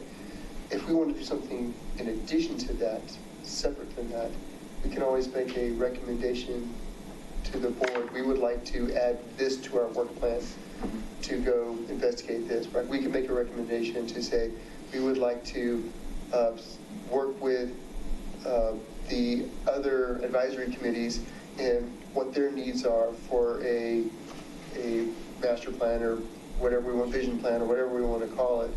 And they could always approve that as part of the work plan. Now we can start reaching out to them, get a better idea, and then present a recommendation. Okay, we've talked to everybody, by the dinner. We could say we've talked to all these different groups and this is what everybody can use and this is what we could use. We would like to try to find a way to get this added to our work plan and add budget to it to be able to have somebody do this, or to the town budget to have somebody do this, because you kind of want a professional to do it, but that's kind of one way to approach it. So if we made a motion in this meeting now, today, to say that we want, I don't even know how to word it, but, just review the expanse of the northeast neighborhood near and around Riverbend Park to expand the view of where the best location is for a play structure or a play activity. That would be something we could do, and then that would go to the board in the minutes that says we recommend the board expand our purview of this topic to cover more area to find the ideal location for a park. A amenity features added to a park in the existing park area of this quadrant. I don't know how to word that. I second all of what you said. I think the motion would be something. The motion would be something to the effect. Maybe Corbett's got it better. No, I don't. But it would be something to the effect of, in working the board action, we realize that as an advisory committee, we think we need to broaden our area of search. We'd like to recommend the board broaden our area to this quadrant. And you say that we've started looking into this. We think it's kind of narrow. We would like to add it, and we recommend, based on these conversations, the board add our scope. I guess before I move forward with that, I don't know if you have it typed or not, but I guess my question to the group is, have you heard feedback other than what we heard tonight? And is that influencing our direction to say, expand that view? And I think it's right. The right thing to do is to make sure it's in the right area, which is, the proposal stated it was just north and east of Rock Creek Parkway. Riverbend, I think, was identified because it's the biggest one there, biggest potential to allow a recreation opportunity amenity. So, it seems like we should really look at it all. I'm just So curious. from my perspective, I appreciate what they said, but the reality is I personally think there's something needed over in that area. Whether it's in that exact location or not, that's immaterial to my decision. My thinking is we should investigate putting something in that area, because I think it is a safety issue having to have folks cross over Rock Creek right there to get to anything. So it would behoove us to look at that. Right. Yeah, co-aligns to what they're saying, but I think that's... Right, and we've been tasked to, as a committee, look at this, so we can't just drop it, even though there's a opposition to it, we need to continue looking at it. We have been asked because probably someone else has asked for a park. Exactly. Nobody wants the same thing. And again, from last month talking to Shannon, there's different ways to integrate, so it's not just a huge big play structure, more of a natural feature that can be used as a play, and almost, they talked about natural play, running around in the sprinklers and things like that. So there's other ways to integrate it in more. So, I think that my view how this thing went down, residents said, we think we need something here. They didn't really, they said, we want something, and this looks like a good area. They went to the board. The board really didn't probably put a whole lot of more thought into it. They're like, okay, we hear you, PROSTAC, go look at this. But go look at this based on what the resident told them that they wanted to do. And as we're looking at it, we think, well, maybe we should actually expand our view just a little bit, because what the resident said may have been a little bit myopic, and the board didn't, they just made their recommendation or made their direction to us based on residents. So, did you write down any of that gibberish recommendation? He's sleeping on the job. Yeah, so what I wrote down was. I mean, I just would love to hear it. We need to broaden our area of search and recommend to broaden our area to this entire north quadrant. Northeast of. Thank you. Oh my gosh. It's We the could biggest do road in roads. town. I can't. Yeah. You could add roads.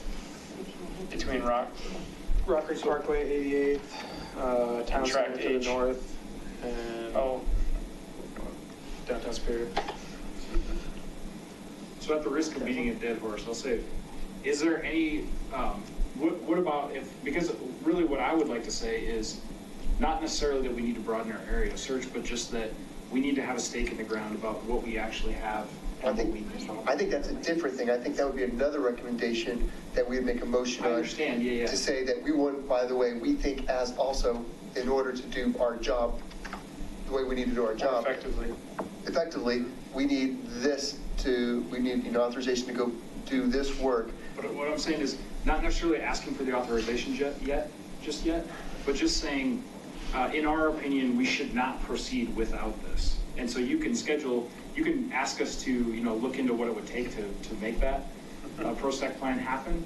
But just in our personal opinions, we shouldn't proceed without it. So I think in that case, then, if that's your opinion, then you would make a recommendation to the advisory committee saying, hey, based on this topic, I don't think we have enough information to even do it justice anymore. So I would like to make I'm not making a motion, but you would say I would like to make a motion that we go back to the board and say we need to have this other thing before we can continue on with this. And then we would vote on that to see whether we want to make that a motion or a recommendation. So I guess I'm just saying it more informally right now. Yeah, I It's guess, like, am I the only one that thinks that way? Right. Yeah, I understand. I fully back you, but I think in order for us to be effective in this next 2-3 months and to be able to address the community's concern about whether or not there would be something here, we need to be able to say, at this point in time, this quadrant's been identified as a need, and we need to look at the whole area to say, is there a better place? Or what's the ideal place within this quadrant that's already been identified as something lacking? Because even though I have a master plan for everything else, this quadrant still is lacking, and we've identified that already. So this is part of what I would like to understand.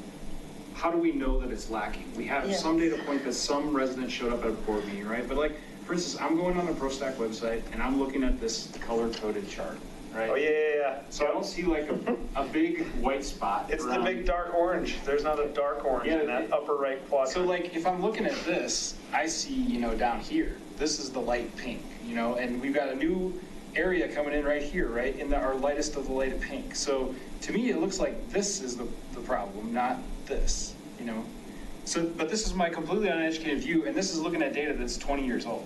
And so that's my concern, is like, why don't we start by looking at data that's not 20 years old? And then talk about, where are the light pink areas and where are the dark pink. What's interesting is even that as an updated map will not change much.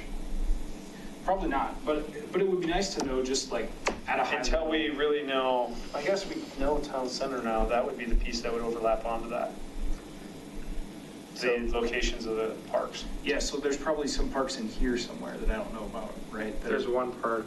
So I have 2 comments on that. One, me personally, I've kind of gone through that. I know people live over there, and I've gone through the area, and I've seen the area, and I know what's close and what's not close just from being in that area, right? Yeah. So I'm fairly comfortable with that.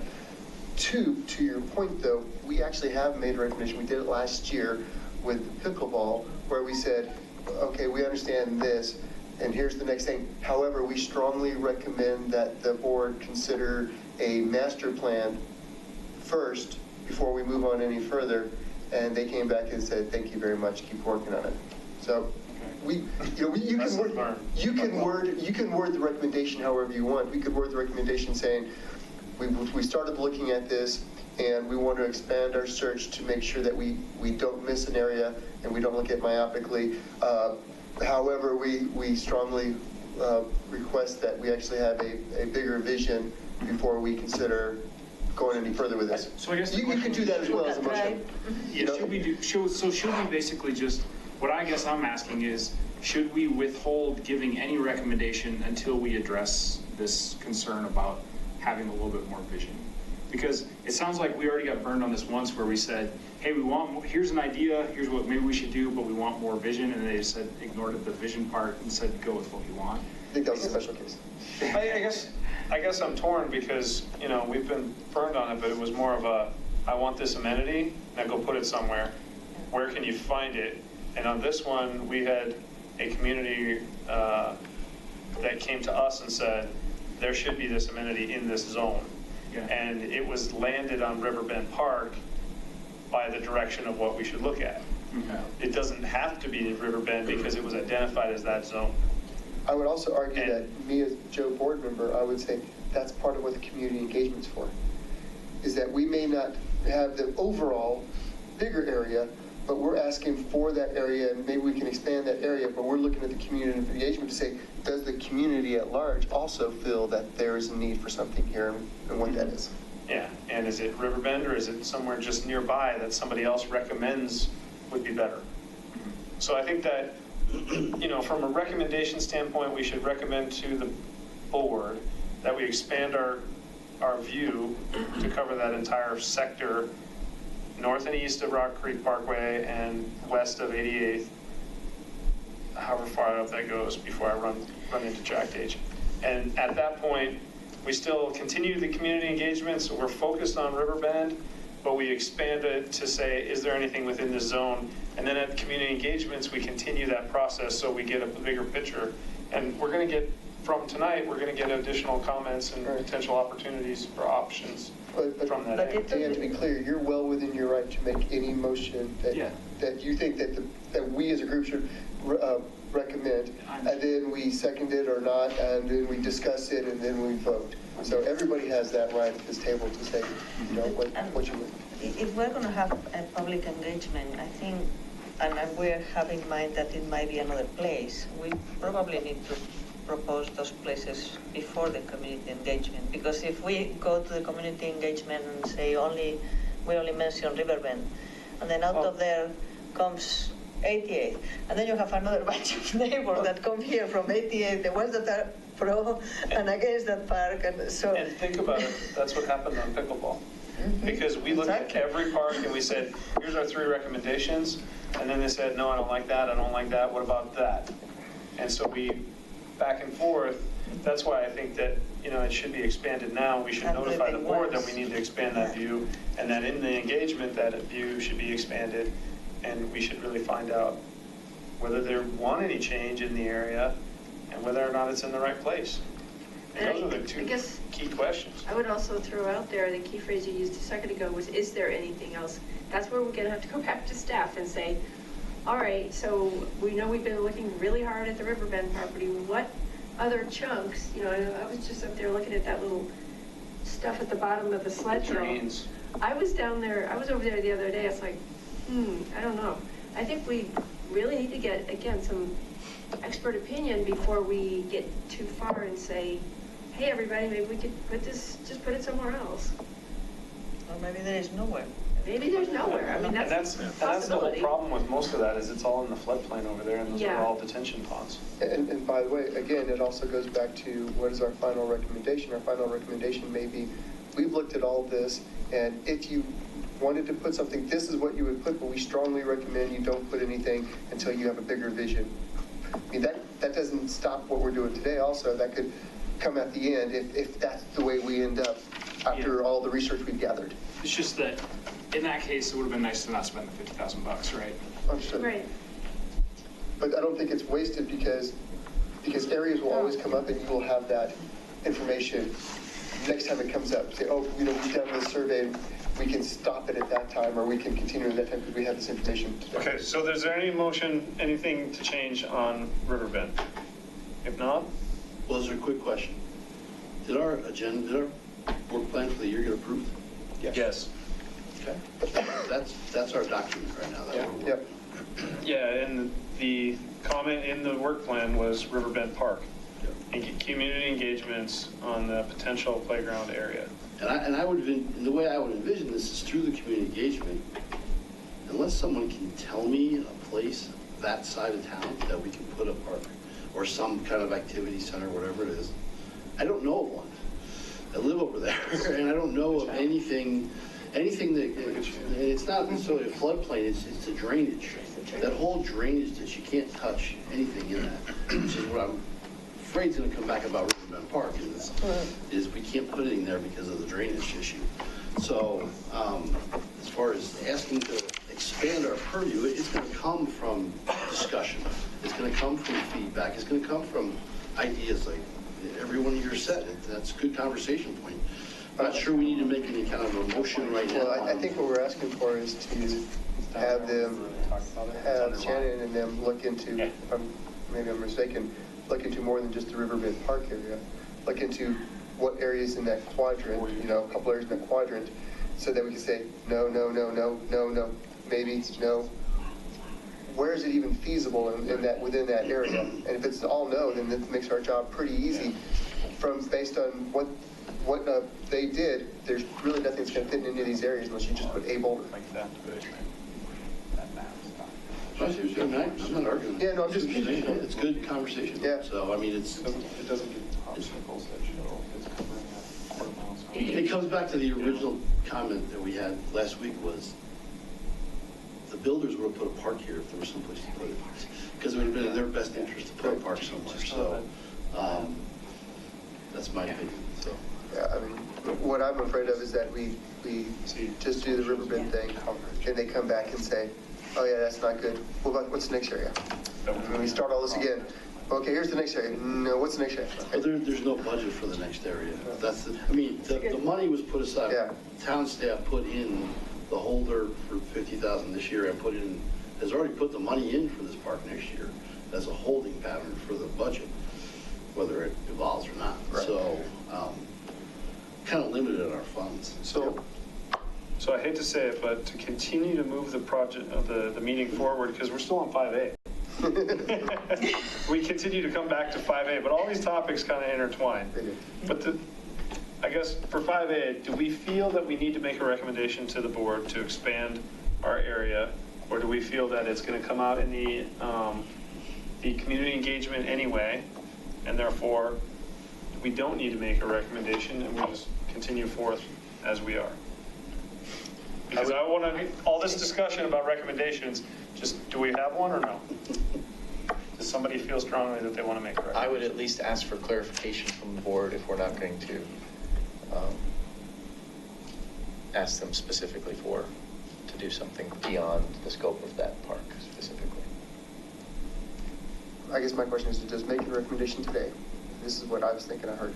Just make a recommendation today to expand our scope, get us any more information that Shannon's group is going to do about the bigger area versus just that small area. Because if the answer is no, then it doesn't make a difference to me whether we make a recommendation, because then it will come out in the wash. If we can gather more information about that zone versus that one small area, then it does make a difference to me. I don't know from a timeline and budget if Shannon's going to expand the zone. I do know that she is, how Already. Riverbend The has drainage that continues out. trail, open space area, and that she is looking at, if there's anything, like if there's a space where features could be From put. lake to lake, kind of from lake to lake. All the way there down. could be some type Well, of there's 3 lakes, or 4. features. Purple Park, there's the one up, well, on the other map sheet you had up. Then you have the one living in Riverbend, and then you have the one down at right at 88th and Rock Creek, and then you have Hodgson Harris Reservoir, so. But I know that she's looking at that curve. Let me just answer it real quick.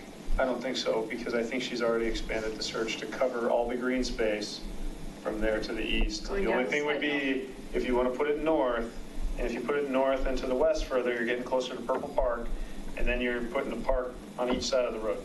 Then at that point, I think from my perspective. If that's the case, then to me, the recommendation would be worthless because we don't get any anything. It sounds like Shannon's already there, Yeah. and we're going to get the information to be able to add to the discussion with the community engagement. I mean, even if the drainage would allow, or, know, she's trying to look at this. So with that, I'm going to say, let's move forward, back to 5B. The Riverbend project is basically in Shannon's hands right now, so we can. Right. Okay. Right. And the only thing we have is survey questions of what we want to ask. And again, that all comes back And how you to want that Shannon's results. information. I know.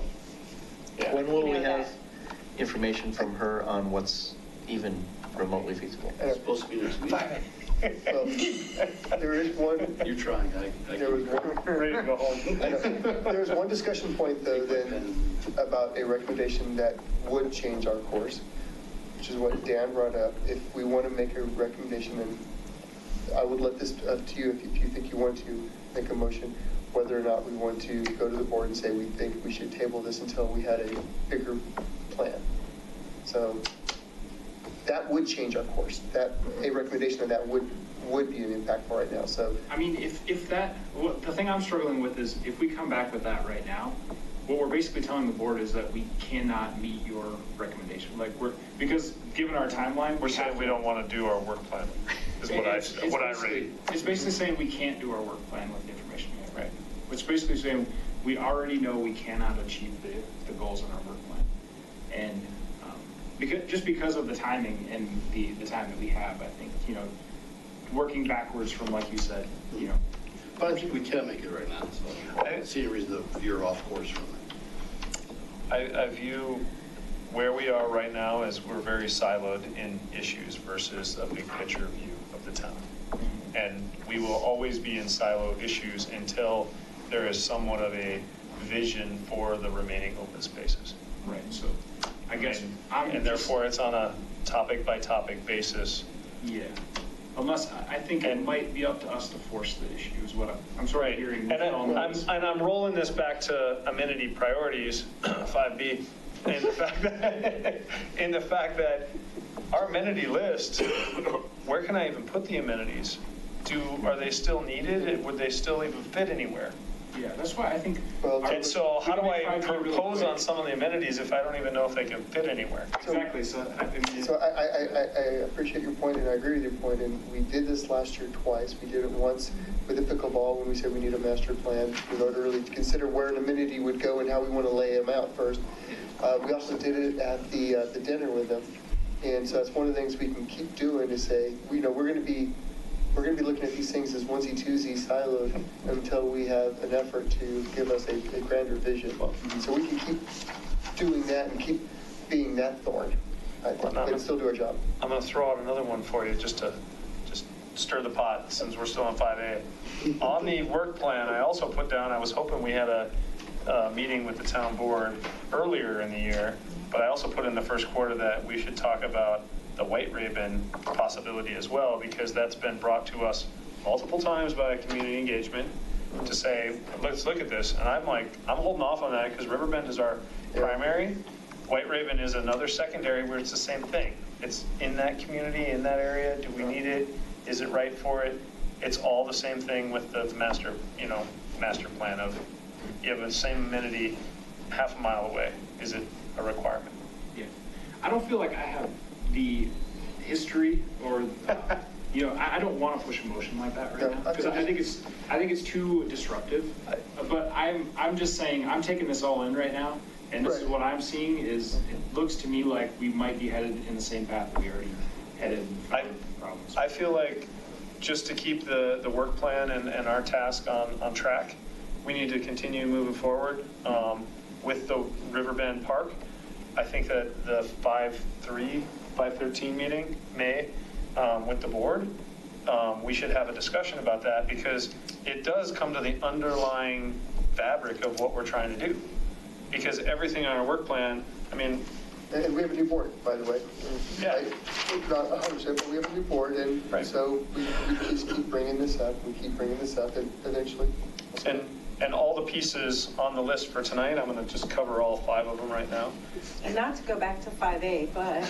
Oh, you did that on purpose, I was thinking about your question. I was thinking about your question about, street by street and maybe, and I don't know if this is the way to do it. I would talk to Shannon about it, but maybe there's a way for when people are doing the surveys to input addresses and street names, and then maybe it can be broken down better. I don't know that's exactly the right answer if the group is interested in that, but that's something. Yeah, there's we can usually pluses explore. and minuses with that because then you lose the anonymity factor, right? Exactly. Right. Oh, So- you can just put generic questions. Do you live within 1,000 feet of the park? Yes or no? 2 streets. That's it. I mean, boom, done. I mean, So No, I do agree, I do appreciate your insight. I- I'm sure that your voice can be heard and how you can say it however you want, but that we've also agreed with you and that we've tried this and tried. Do we want to put together some formal request of the board to give to them on 513 as we talk to this, or is that just an informal chit chat? Hope they are Informal receptive. chit-chat. It's an informal sit down. We'll come up with an agenda of like 3 or 4 major topics, and we'll go through those 3 or 4 major topics, and one of them will be master plan. We can call it something else. It's going to be so Town maybe 15, it's also- going to be Master Plan, it's going to be White Raven, it's going to be Riverbend, it's going to be Rec Center. Those are the 5 things that are going to come up. Or actually, Same yeah. 5 things that come Yeah, up for Rec Center or- And pickleball.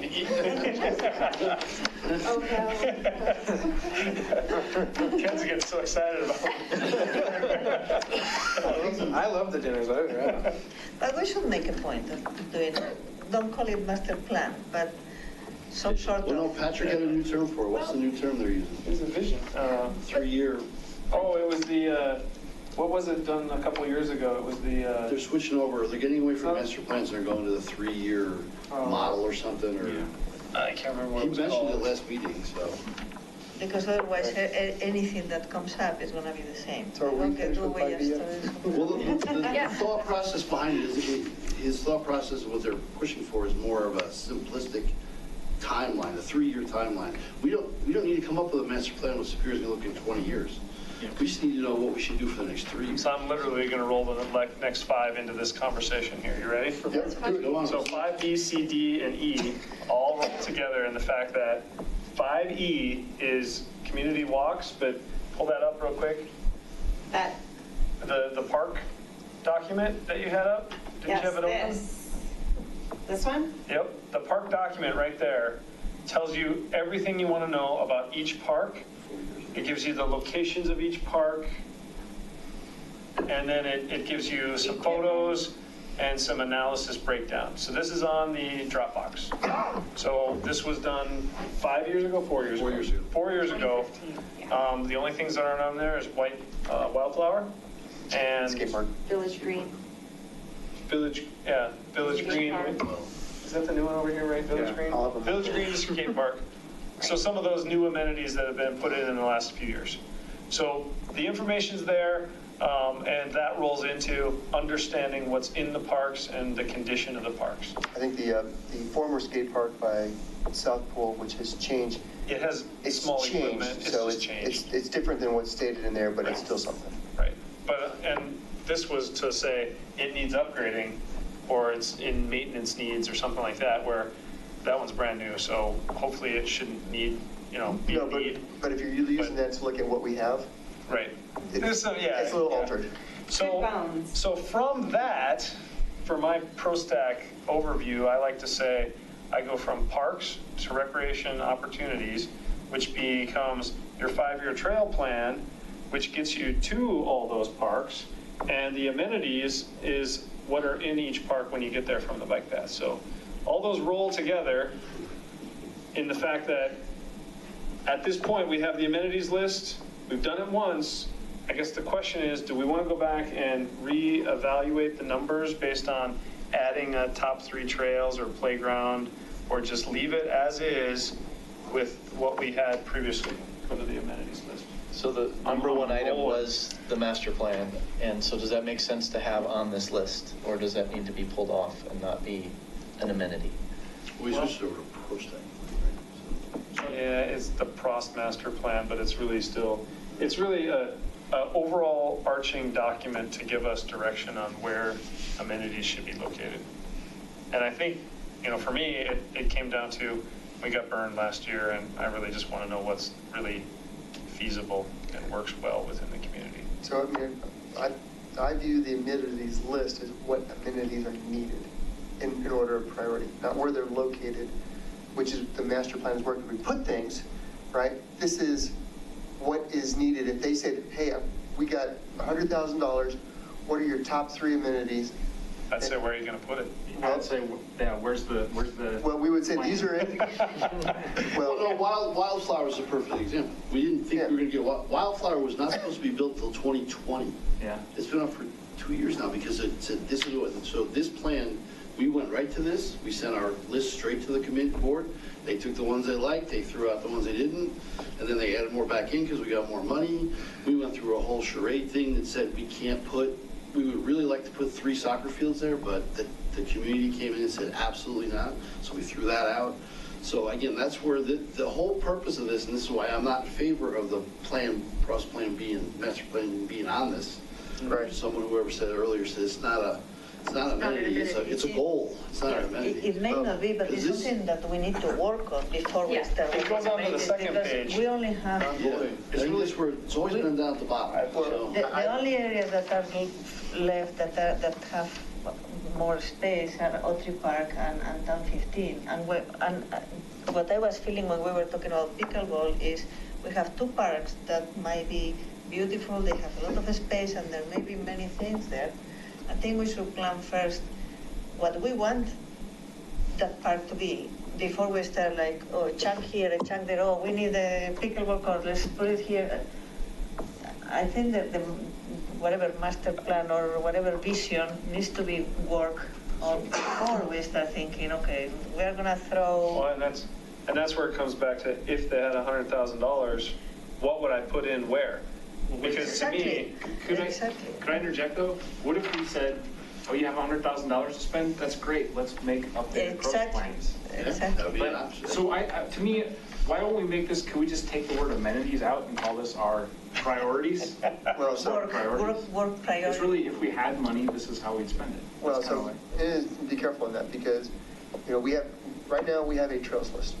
And the beauty of the trails list is, here's the trails we think that provide connectivity, but it also, by default, the trails list gives you a geographical location of the trails themselves, right? So that's an easy thing to say, because if they say, well, what is your priorities list? We may have trails mixed in the priorities list, which wouldn't be on this thing, because it's a different thing. And that's where last month, when you weren't here, we talked about if this is a single-page document that said, I'm going to go to number 1 on this list and say, you want to take care of Riverbend, tennis courts, community center, would you have trails in your amenities to say, because that links it. Otherwise, you have a trails plan over here and amenities over here, and trails are an amenity. Well, what I'm getting at, though, is that the problem with the amenities list is that there's no geographical relationship to it like you do on the trails list, okay?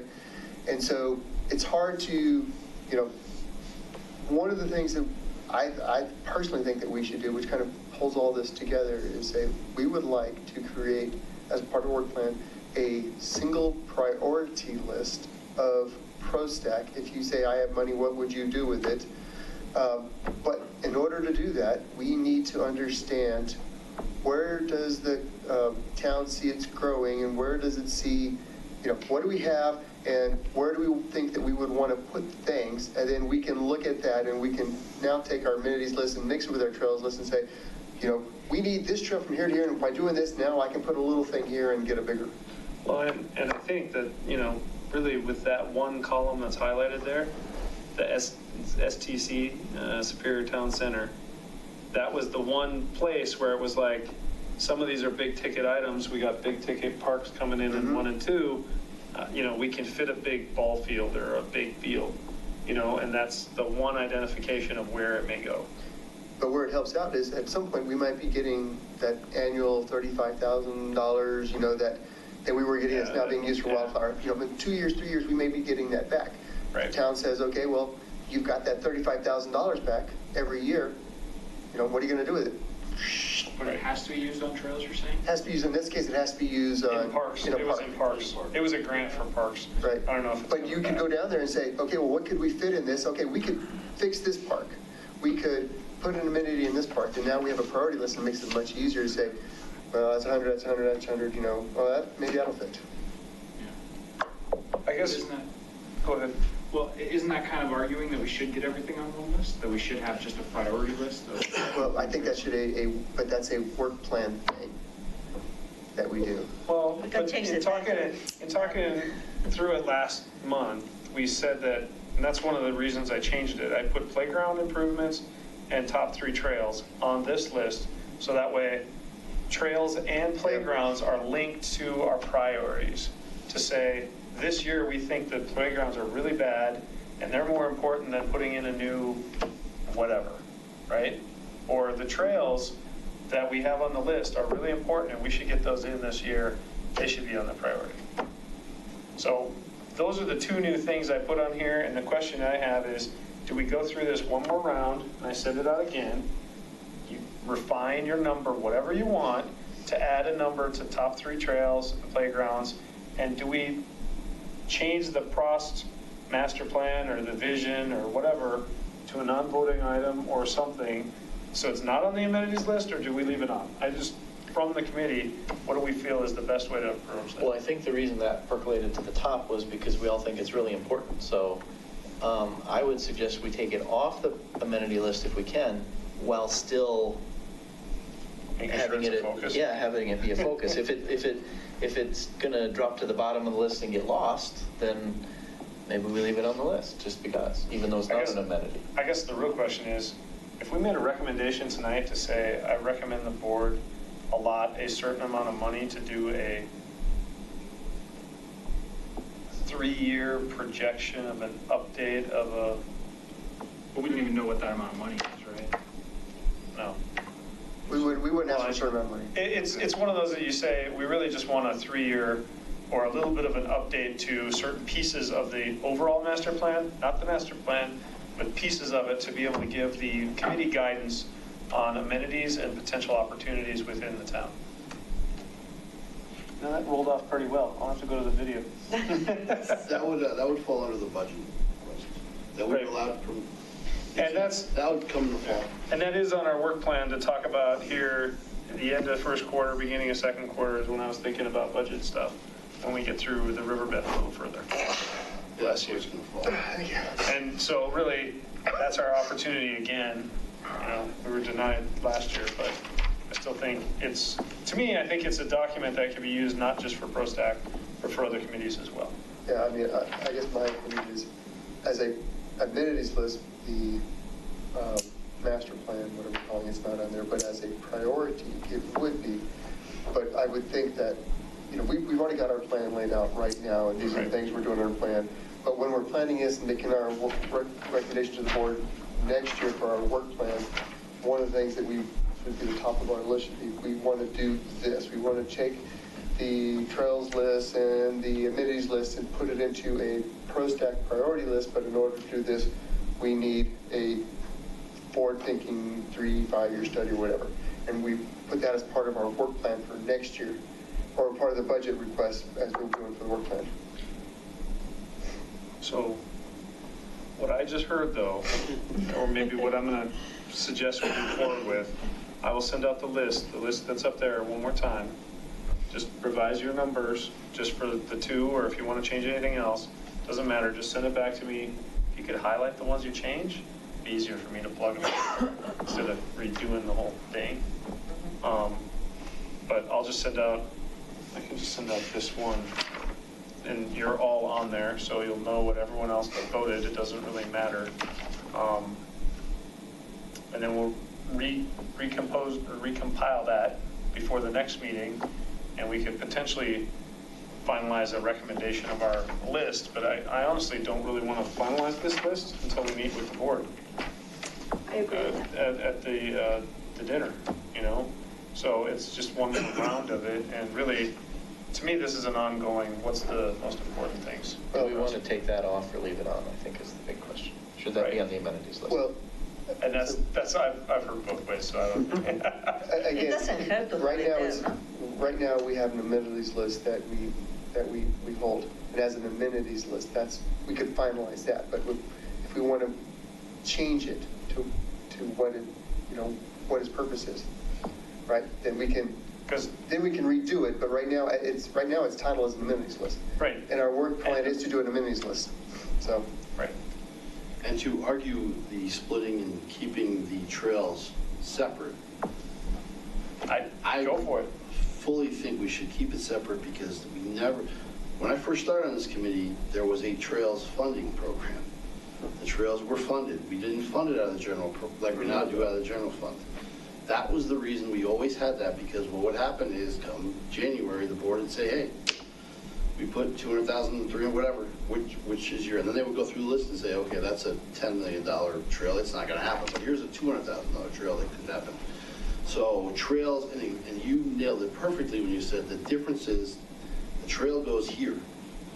Can only go The amenity goes maybe anywhere. We already found out last year that we get 14 different places for a pickleball. Well, trails are easy because I can say, go build it here today, and say, I would you can't argue do that we should keep it separate and have our own, and if we want to continue merging with OSAC, that's fine too.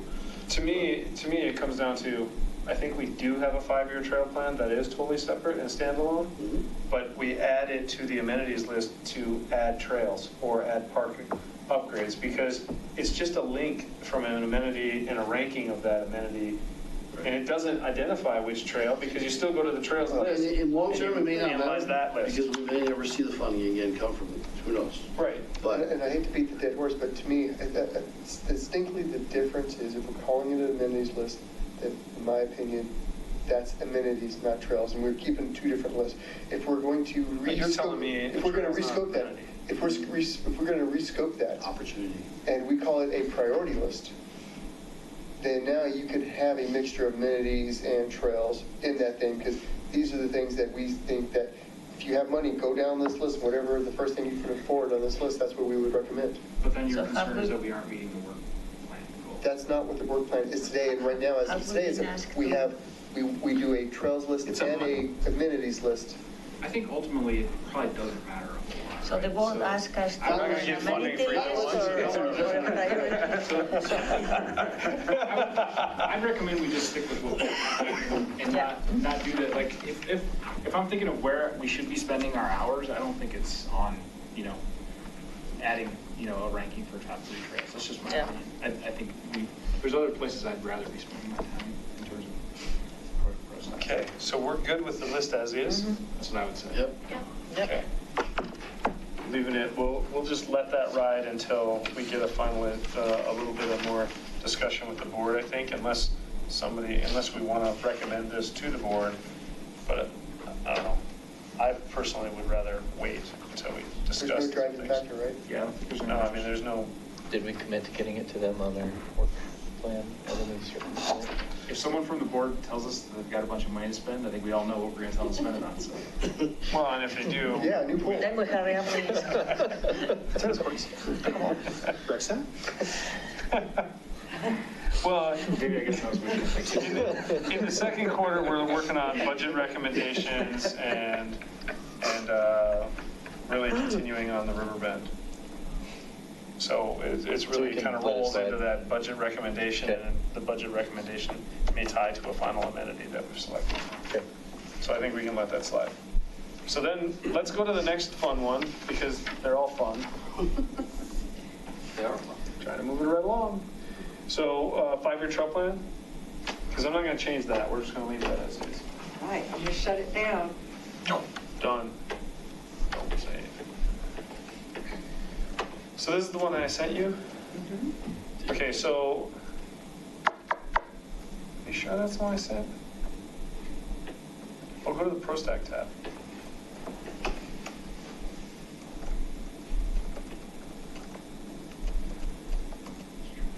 Because I thought I cleared it all out.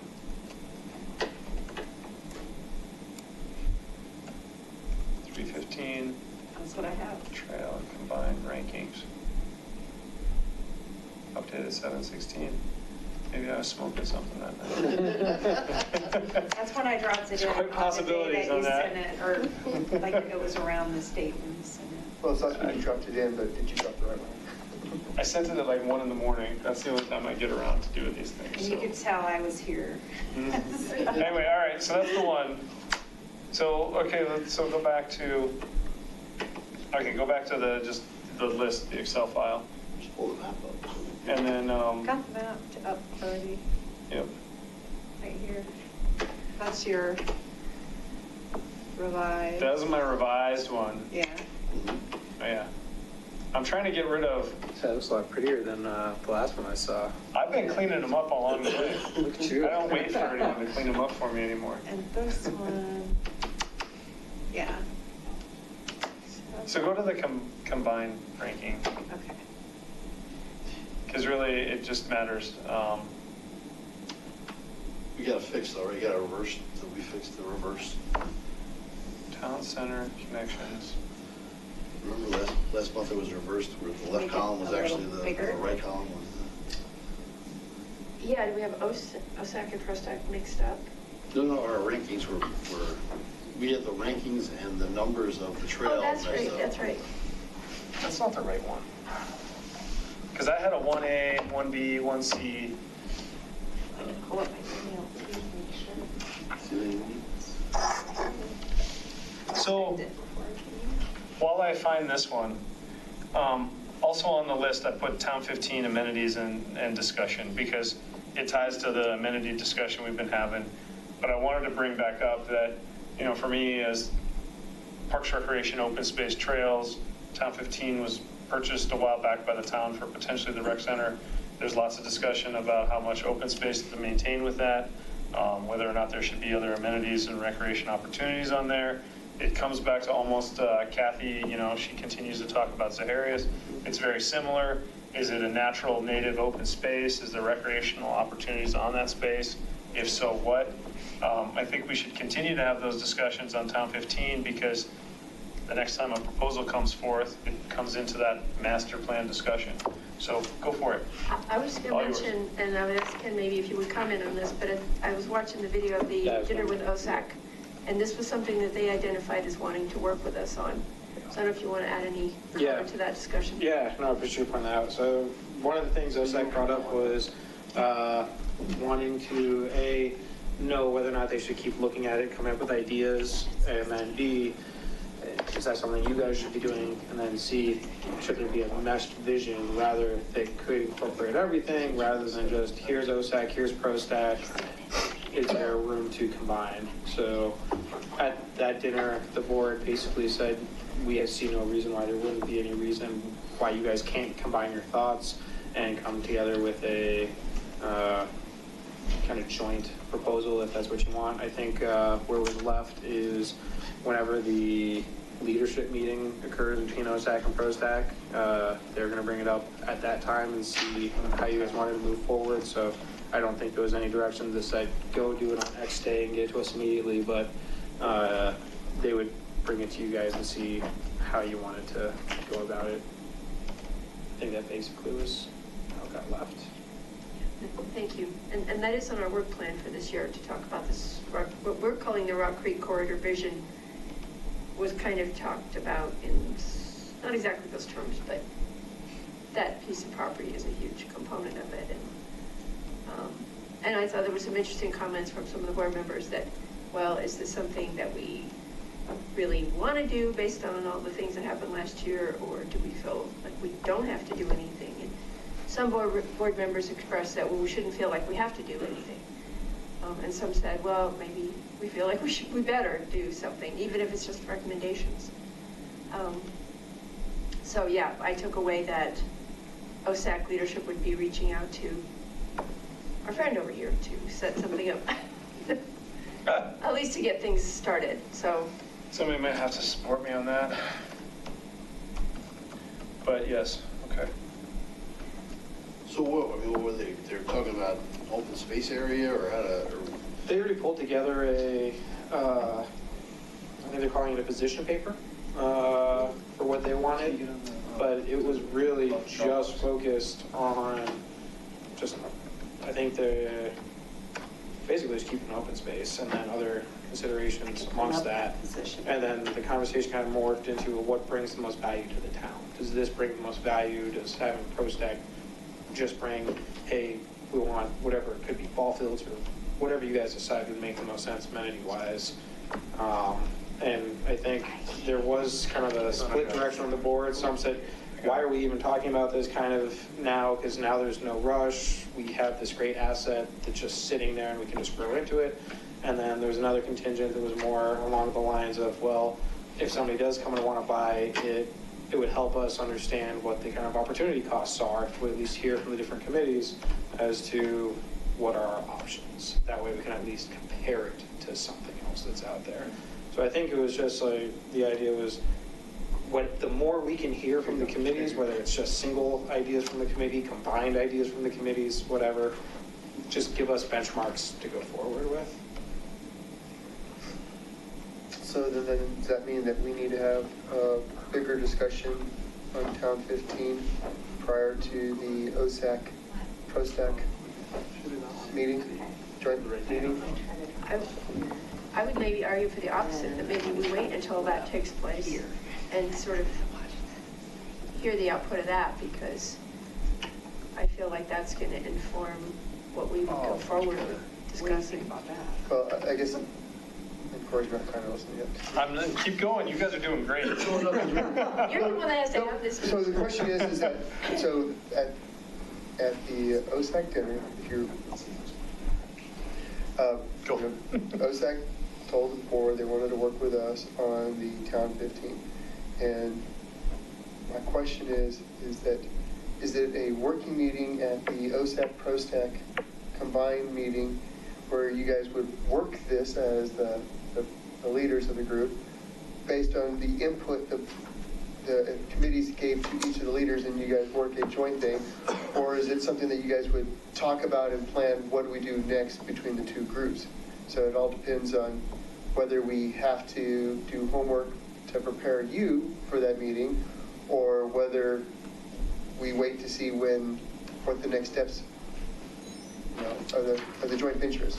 Well, I always like to be on the proactive side versus the reactive side. So to me, I'd say we as a committee should have a understanding of what we want. Right, that's what I was saying. And then we have a discussion with the OSAC leadership to say, well, what's your balance and my balance? Otherwise, I go to it and they say, well, here's our plan. How do you like that? And I say, well, okay, let me think about it. I'll get back to you. Okay, you know what I mean? Me, yeah. Sorry, I don't know what I answered. So what that does then is that, when is the meeting between you and OSAC? I don't know. I haven't set anything up. All right, so. I've been in town like 3 days. We just need to have it on our agenda then as a topic item prior to that. That's what it's all saying. And that's what it is right now, right, with 5D. Well. Yeah, we're at 5D right now. Yeah, I'm bouncing. That's okay.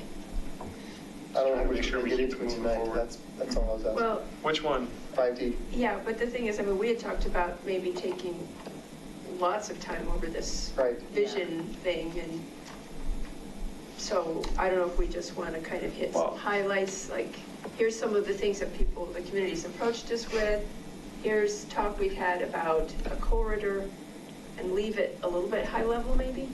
Yeah, I mean, I don't think we're going to say, as Ron pointed out with Wildflower, when we got Wildflower, it was like, here's the list of our amenities and what we want to put in there. But I think that, from just how it's come to be a school or a rec center or, those type of things, is there certain things that we as a committee, I mean, just like in the amenity list that we have right now, there's certain things that are flagged for town center, and they're worked into the size of the parks that are there. Is there certain things that we feel would be flagged for potentially in this location? And with that, it's somewhat of a high level, and you can always add like top lot or a different size playground or whatever. But really high level, what do we think that space should be? And I think it's even maybe the higher level than that is, first of all, the question is as they asked the board, do we want to do anything right now? Do we even want to think about doing anything right now and just kind of leave it? Or do we want to start saying, maybe we start focusing on a plan for that area and then put it into the work scope too? Well, and I'm going to roll it back to, I feel it's like us as a community contributing to a master plan discussion. Because for me, it rolls into 50% of it should be open space, 50% should be recreational opportunities, or whatever, maybe 5% of structure or something. What's that ratio? I don't know. But just throwing it out there that, yeah, we should have a buffer zone. There should be some opportunities within the space, trails to get you to and from Colton Trailhead, and it's the interlink to the community. I don't know. Sorry. I would just, I fully support that. I would use this as another opportunity to get the idea of, you could talk to them about helping us push this idea of we need a vision document. And part of the vision document's going to say, what are the amenities that we still need? You know, or based on how the town's going to grow out and where the remaining sections are, where do we need those amenities and how much do we need? And then, right, that would help drive. No, it's a legitimate possibility that he goes to that meeting with the concept of, let's do 2 members from this one, not chairman, 2 members from that one, get together, have a little subcommittee and try to put together that plan. So that would be the vision that I would see, opportunity in front of us if we can really do that, so. I do have a couple of notes from the OSAC dinner just around this topic, and I mean, the discussions sound on point, that it's high level, nothing too formal, and to make sure that everything is preliminary only, and is there an opportunity to bring this back in the budgeting process for some type of master plan with input from both committees, and that everybody should try to work together, and you know, there isn't a budget for it, but to have fun with thinking about this. So those are the notes that I had from that meeting. And I think that from my personal perspective, I won't say a goal, but the thought process behind getting together with them should be to make sure that the board understands that these 2 committees don't think we should sell that land.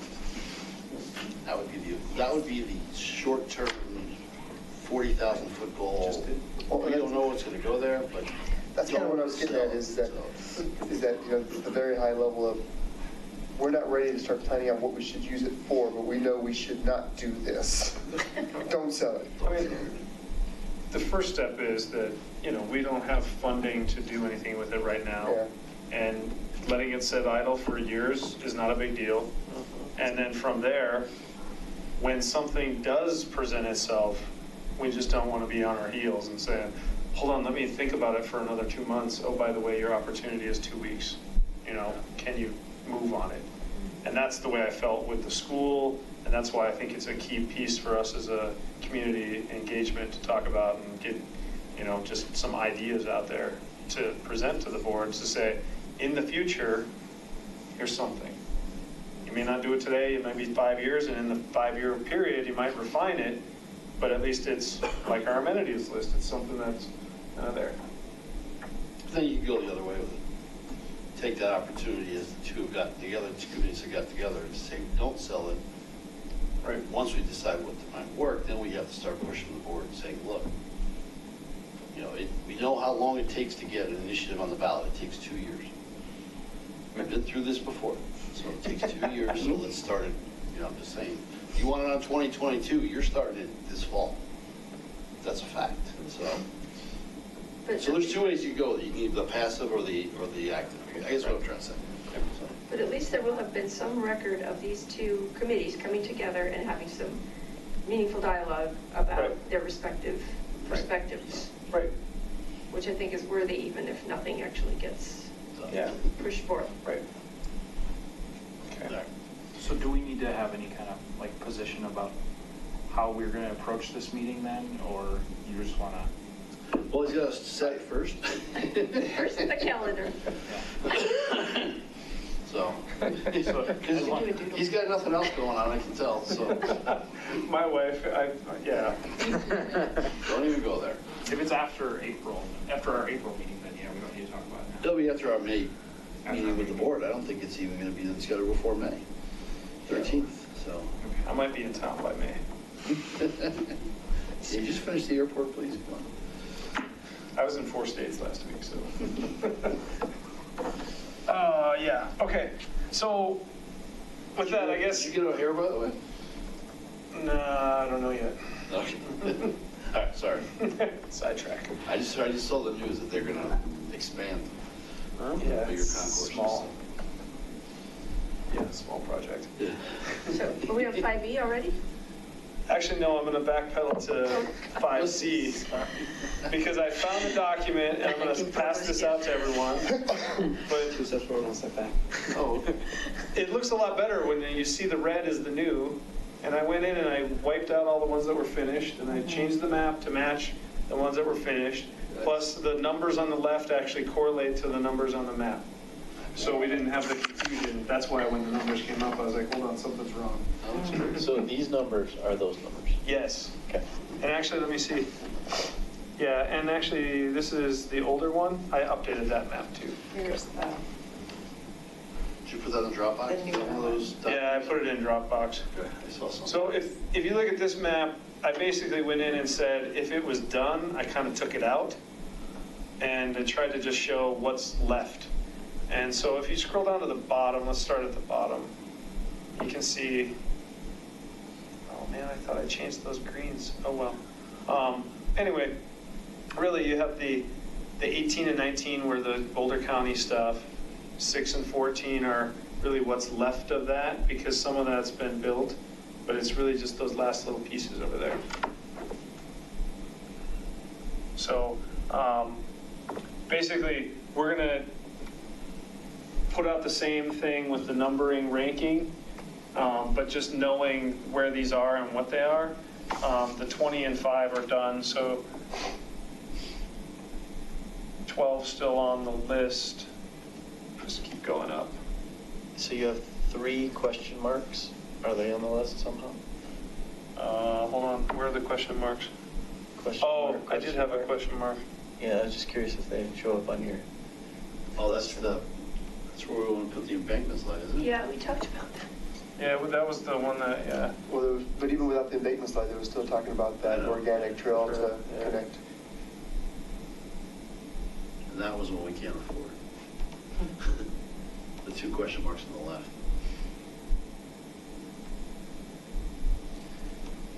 PROSTAC, hold on, I'm going to the Dropbox.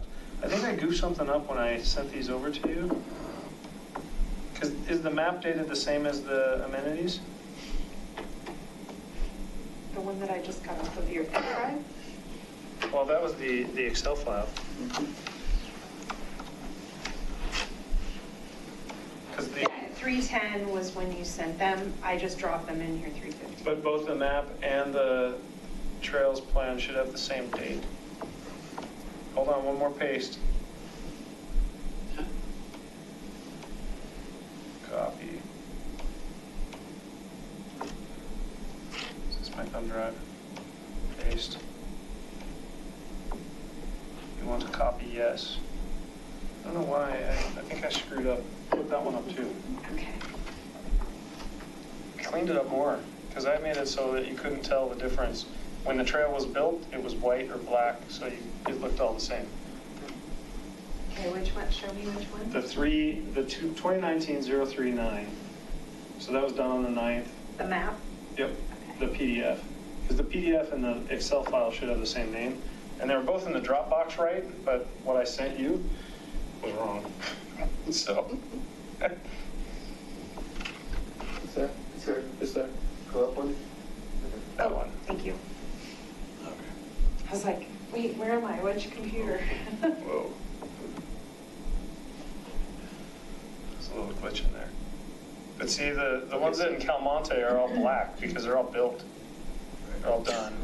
And then I put the 6 and the 6A because we talked about a little spur going over to Calmonte because there's differences in the price too when you go from 6 to 6A because to span across that ravine was the big issue. And then the 14 was, so 6 was all the way down. Can you pull up the Excel on the left and the image on the right or vice versa? I know, I'm asking. How do you hide that little thing on the right?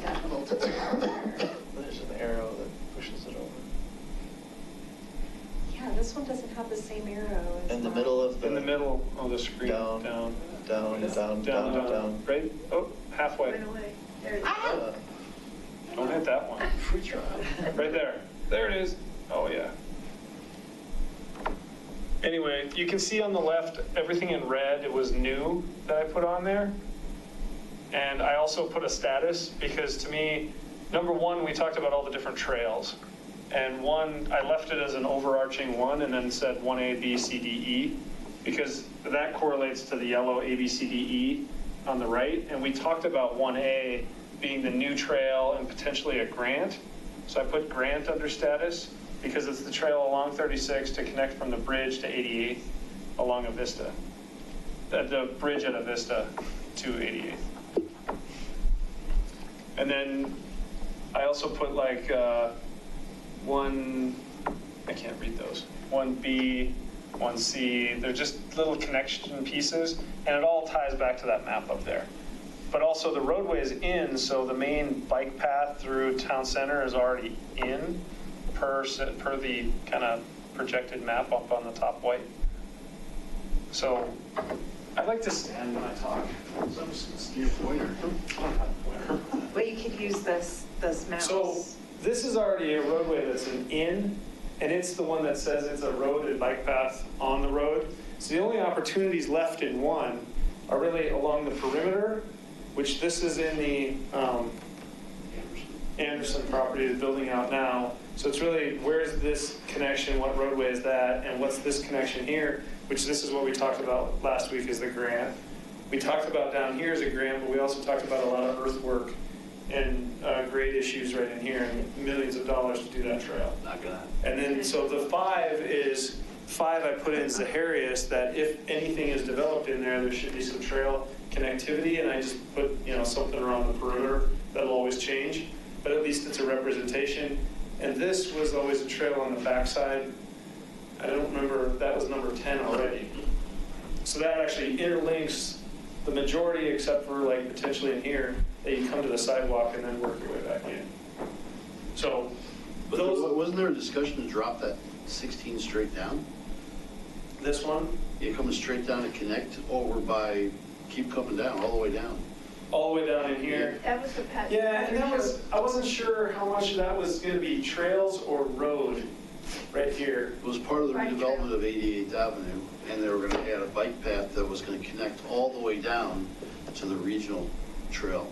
Right. Rather, because we couldn't go across, we're talking about, you probably know this, but I don't know very well. I didn't put those in as priorities because I'm like, it's really the roadway. It's redoing the roadway and tying a bike path on the roadway, so I didn't know how to address that. That was a new one. He just put it on us last week. It was.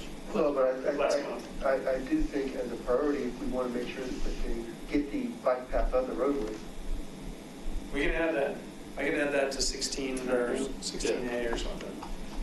Go to 16. Do you know what he's talking about? Because they're. Yeah. Yeah, because 16 is this hard soft trail. Right. Or no, they were going to connect this all the way through, but they can't because they're going to put like 10 bridges here. So his thought was we come down here and then go over. Oh, this was to the board. On a bike road, yeah. We would have to connect all the way to. Right. So the way it looks is it goes just all the way down 88th, up basically on the roadway to Rock Creek, and then you go on to whatever the road is that gets into Autry, and then you go through it that way. A lot of it looks like the way you would do it anyway, right? Well, that's how you would do it, because there's a crosswalk right there, and the flashy lights and all that stuff.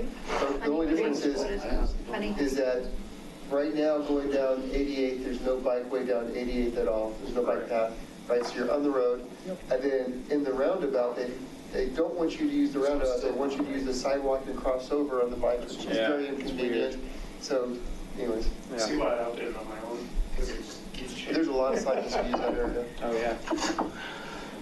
But anyway, so just to stick up here, though, if we go to the 1A, B, C, D up there, I tried to write up what they were, but to me, all of them are a developer, but we just want to make sure that they're still at this little connection right here. There's a connection to tract H, and I believe that there's been a discussion to even make additional connections there.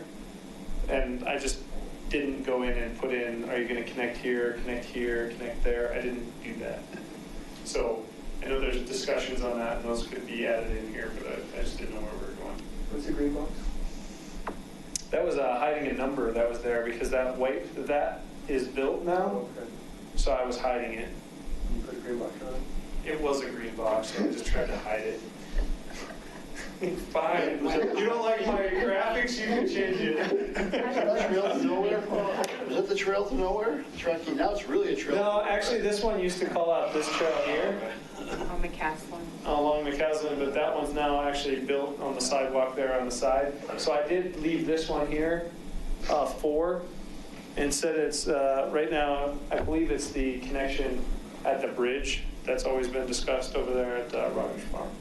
So anyway, the other ones that I think, really it's this piece here we want to keep an eye on. There should be a link here according to their master plan, just to tie that, and that also goes to the bridge area. So there's supposed to be a meeting between the developer and you guys and OSAC to talk about all this. Actually, they sent me something on that, didn't I they? did. Is that getting scheduled? I'm trying to schedule it, but there's 2 days that. They're Monday and Tuesday, right? It's a Monday and Tuesday when they're here for the board meeting. And April 13th? Let me see. I haven't booked out that far yet, but I will definitely be gone the first week of April. But April 8th, Trying to stay on Monday. Yeah, I mean, it would have been nice to have this conversation with the developer, 3 years ago, 4 years ago.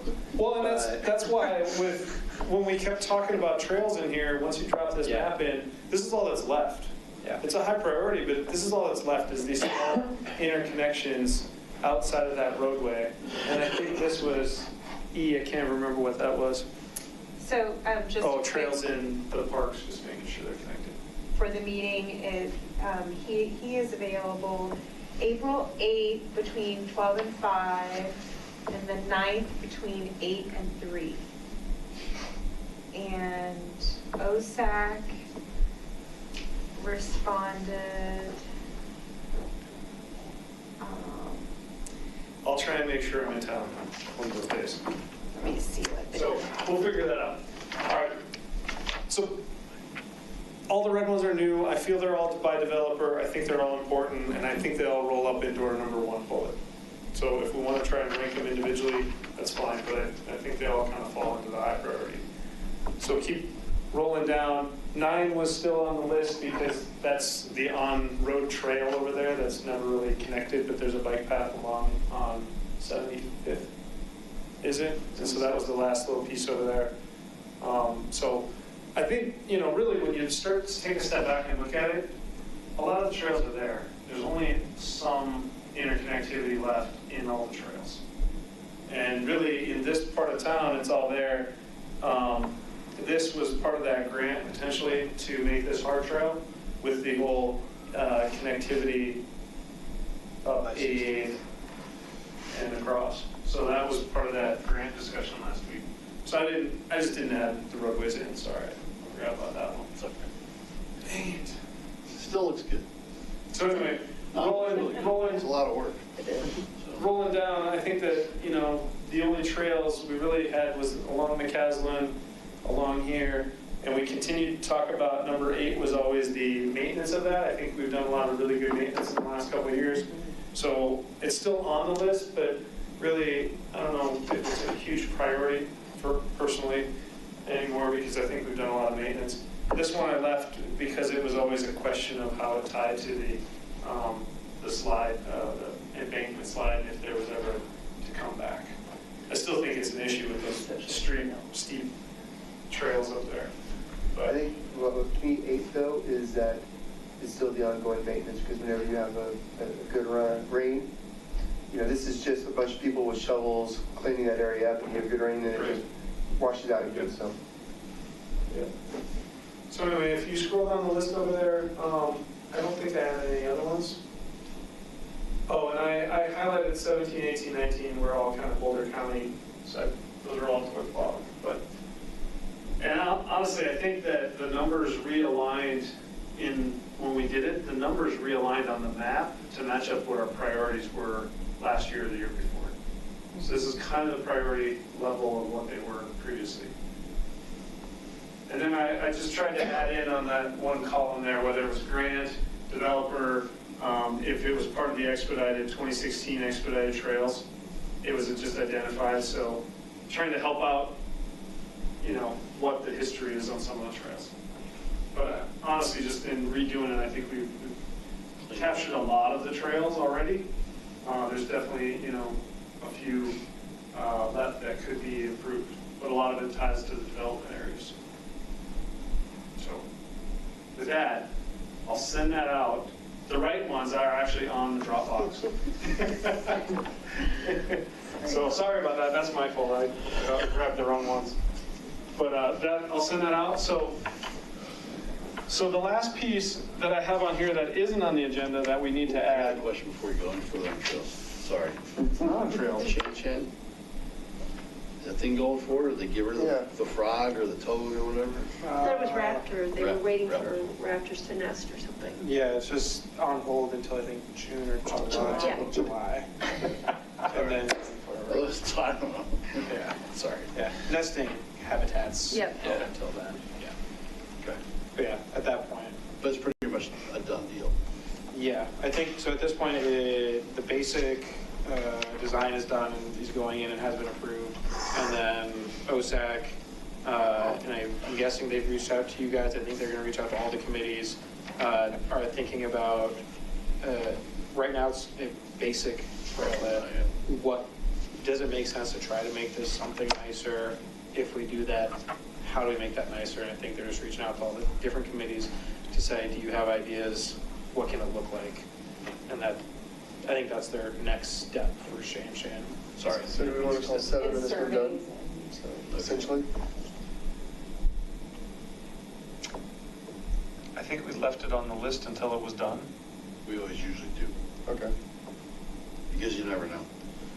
The raptor doesn't The raptor roll in. might. Next thing you know, you got Well, no, I mean, okay, I'm right. I just, Understanding our priorities when we're prioritizing. just like the top few are all developer, right? So I have no control over them, and some of them are on the Dr. Cog trail, that kind of thing. We just leave it on there until it's actually taken care of. So do we have feedback for OSAC on the trailhead design? Or how are we going to do that? Have they reached out to you guys? They sent the email out.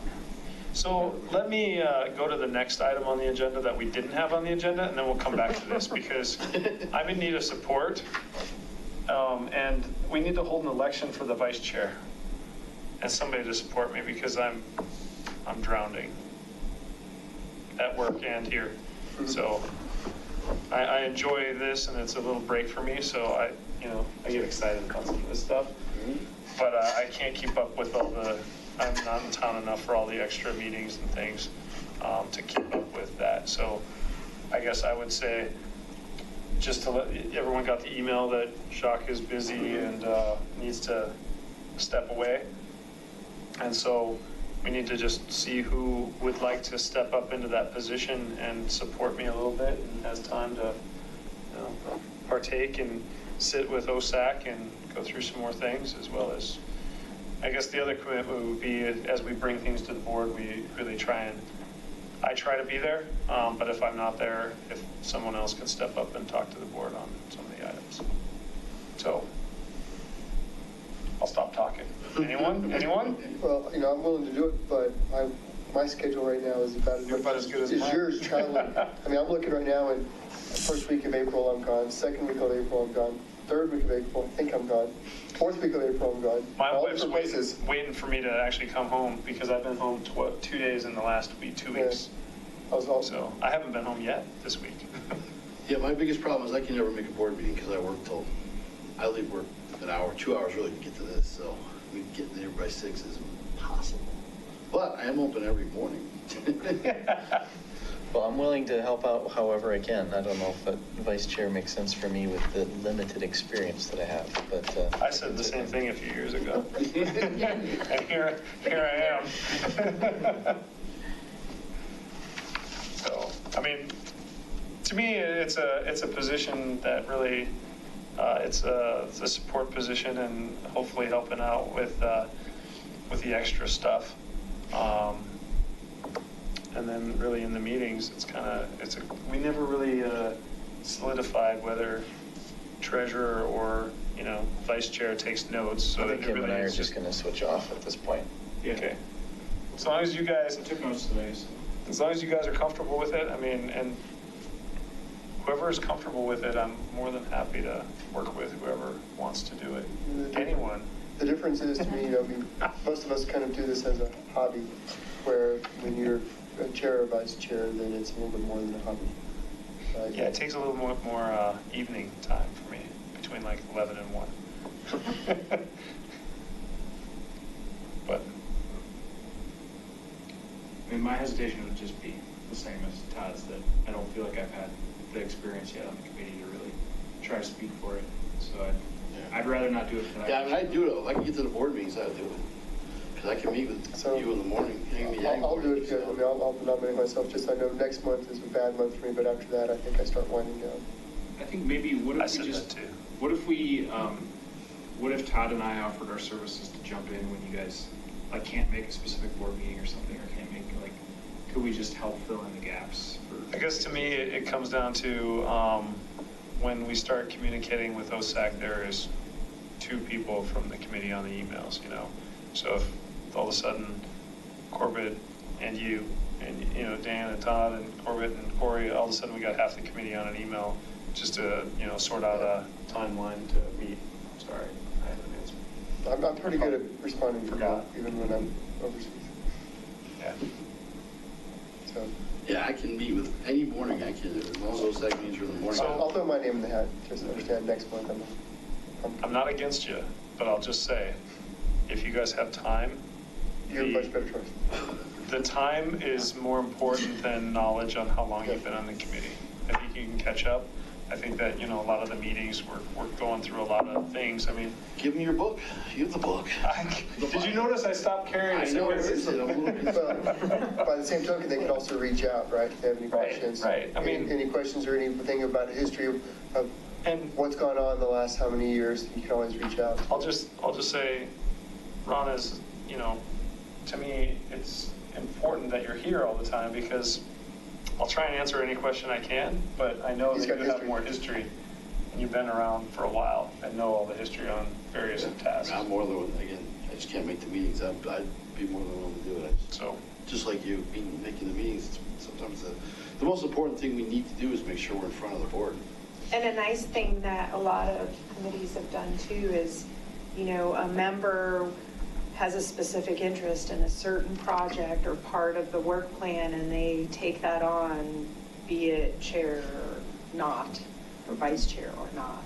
And then, you know, if the meeting is in the morning and that's their baby, then they go to that, they do that meeting. So it can always be split up with work plan tasks, items also. I think it comes out of time, if anybody has time. That's the biggest thing in my opinion, is how much time can you donate to this?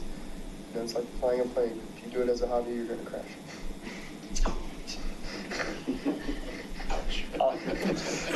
I'm not flying soon. Consequences aren't so bad. You never know.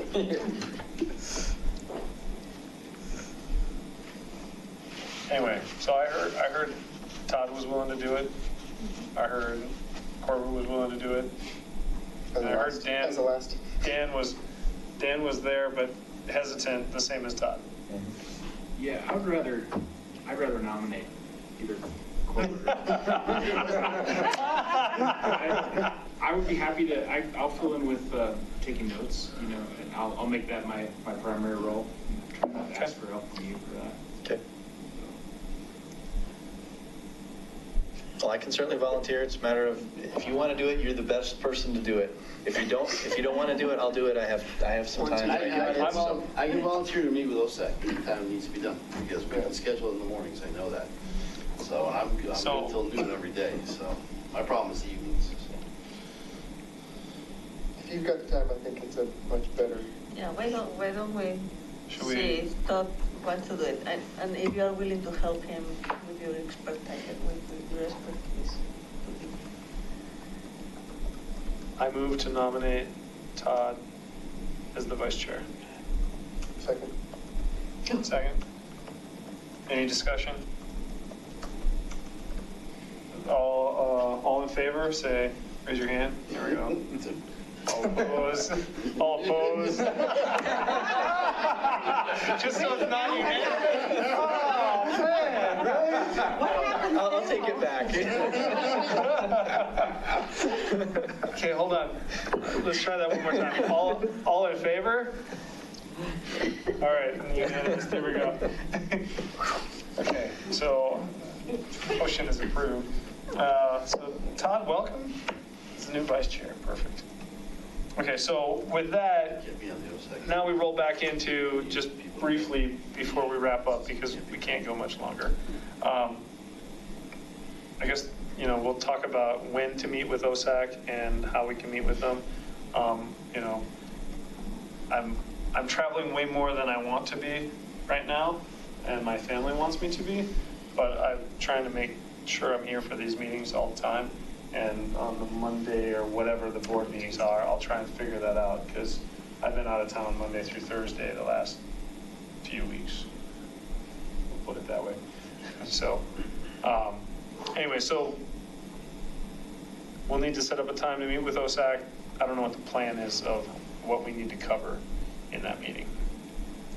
That's between you guys. I would say just reach out to OSAC. I mean, Yeah. I remember last year it took us like 3 months to be able to get in the same room together. And also the RC Superior OSAC meeting. So there's two. Oh yeah, that's the two separate. 8th and 9th, or 9th, 8th. Yeah. I can do the I'm gonna morning. push for the 8th. I saw you said one option was 8 to 3. Right. On the 9th? Yeah, both of them were middle of the day. I thought one was 8 to 3. One was in the morning.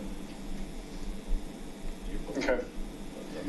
So we'll work that out in the background and figure out the time to meet with OSAC, but we'll go from there.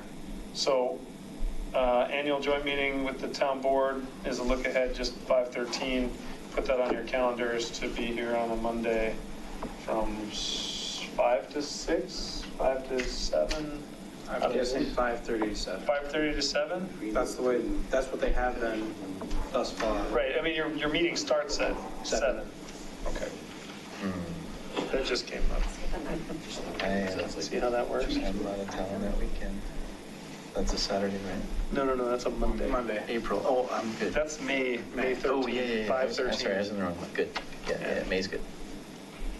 5:13, 5:30 to 7 p.m. So we'll have another meeting before that meeting, but just putting it on the calendars. Just to put it out there, I mean, new board, as Herb said, there's almost half turnover. I think there's a lot of people on the board who want to hear what you guys want to tell us makes sense and how to do it, not vice versa. So definitely come with ideas to push us in a direction you want to go. Okay?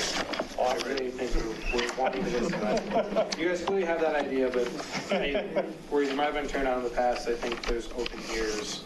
So just take advantage. Okay. Thank you. Okay. Anything else? Any updates? The town board meeting, dinner, 5:30, 13, 5:30. Anything else? I have board dinner, and then, we will need 3, 4 topics, 5 topics that I'll send to get into the packet for the dinner discussion. What's the plan Just to, rounds them off a minute ago. I know. But I didn't know if there was anything else. Sometime. what's the plan to finish up the skate park, the asphalt? They were going to hold off until like March, and that's the last I heard. When's the new date? So we just pushed it out to April 1st. We were going to start next week, and because of all the moisture from last week, from the weather, we're pushing it out to give it an extra week to dry. And so the week of April 1st, if the weather is warm enough for asphalt, because we need certain temperatures for asphalt. And we're hoping that it'll be done by Arbor Day for our grand opening celebration. That would be good. And tree planting.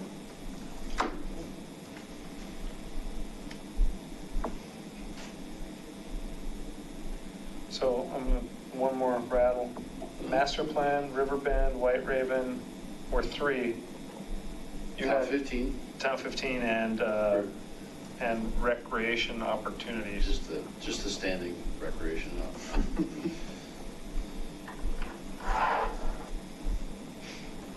Because As he says, you have a new board here. Well, and it's also indoor amenities that were continued in the background, and it's like at We still got the discretion. 40,000 square feet coming in downtown. Right. And there might be discussion about that coming up within the next year, so I wouldn't be surprised if there's questions that come to you guys about what should we do. And more importantly, when are they going to build our bridge? Yeah, no kidding. Okay. That's a pet peeve of mine. That's a wrap. Well, now on top of that, did I read correctly that they're not going to redo 88th Avenue? Meeting adjourned. They're postponing it. So Can I they've take a got, picture of nobody wants to come down the hill to the circle. So everybody on my side of town thinks 88th. something they 88th is getting destroyed. Oh, yeah, oh, yeah. What are we doing? They just postponed. Photo op. The areas took so long to get stuff back.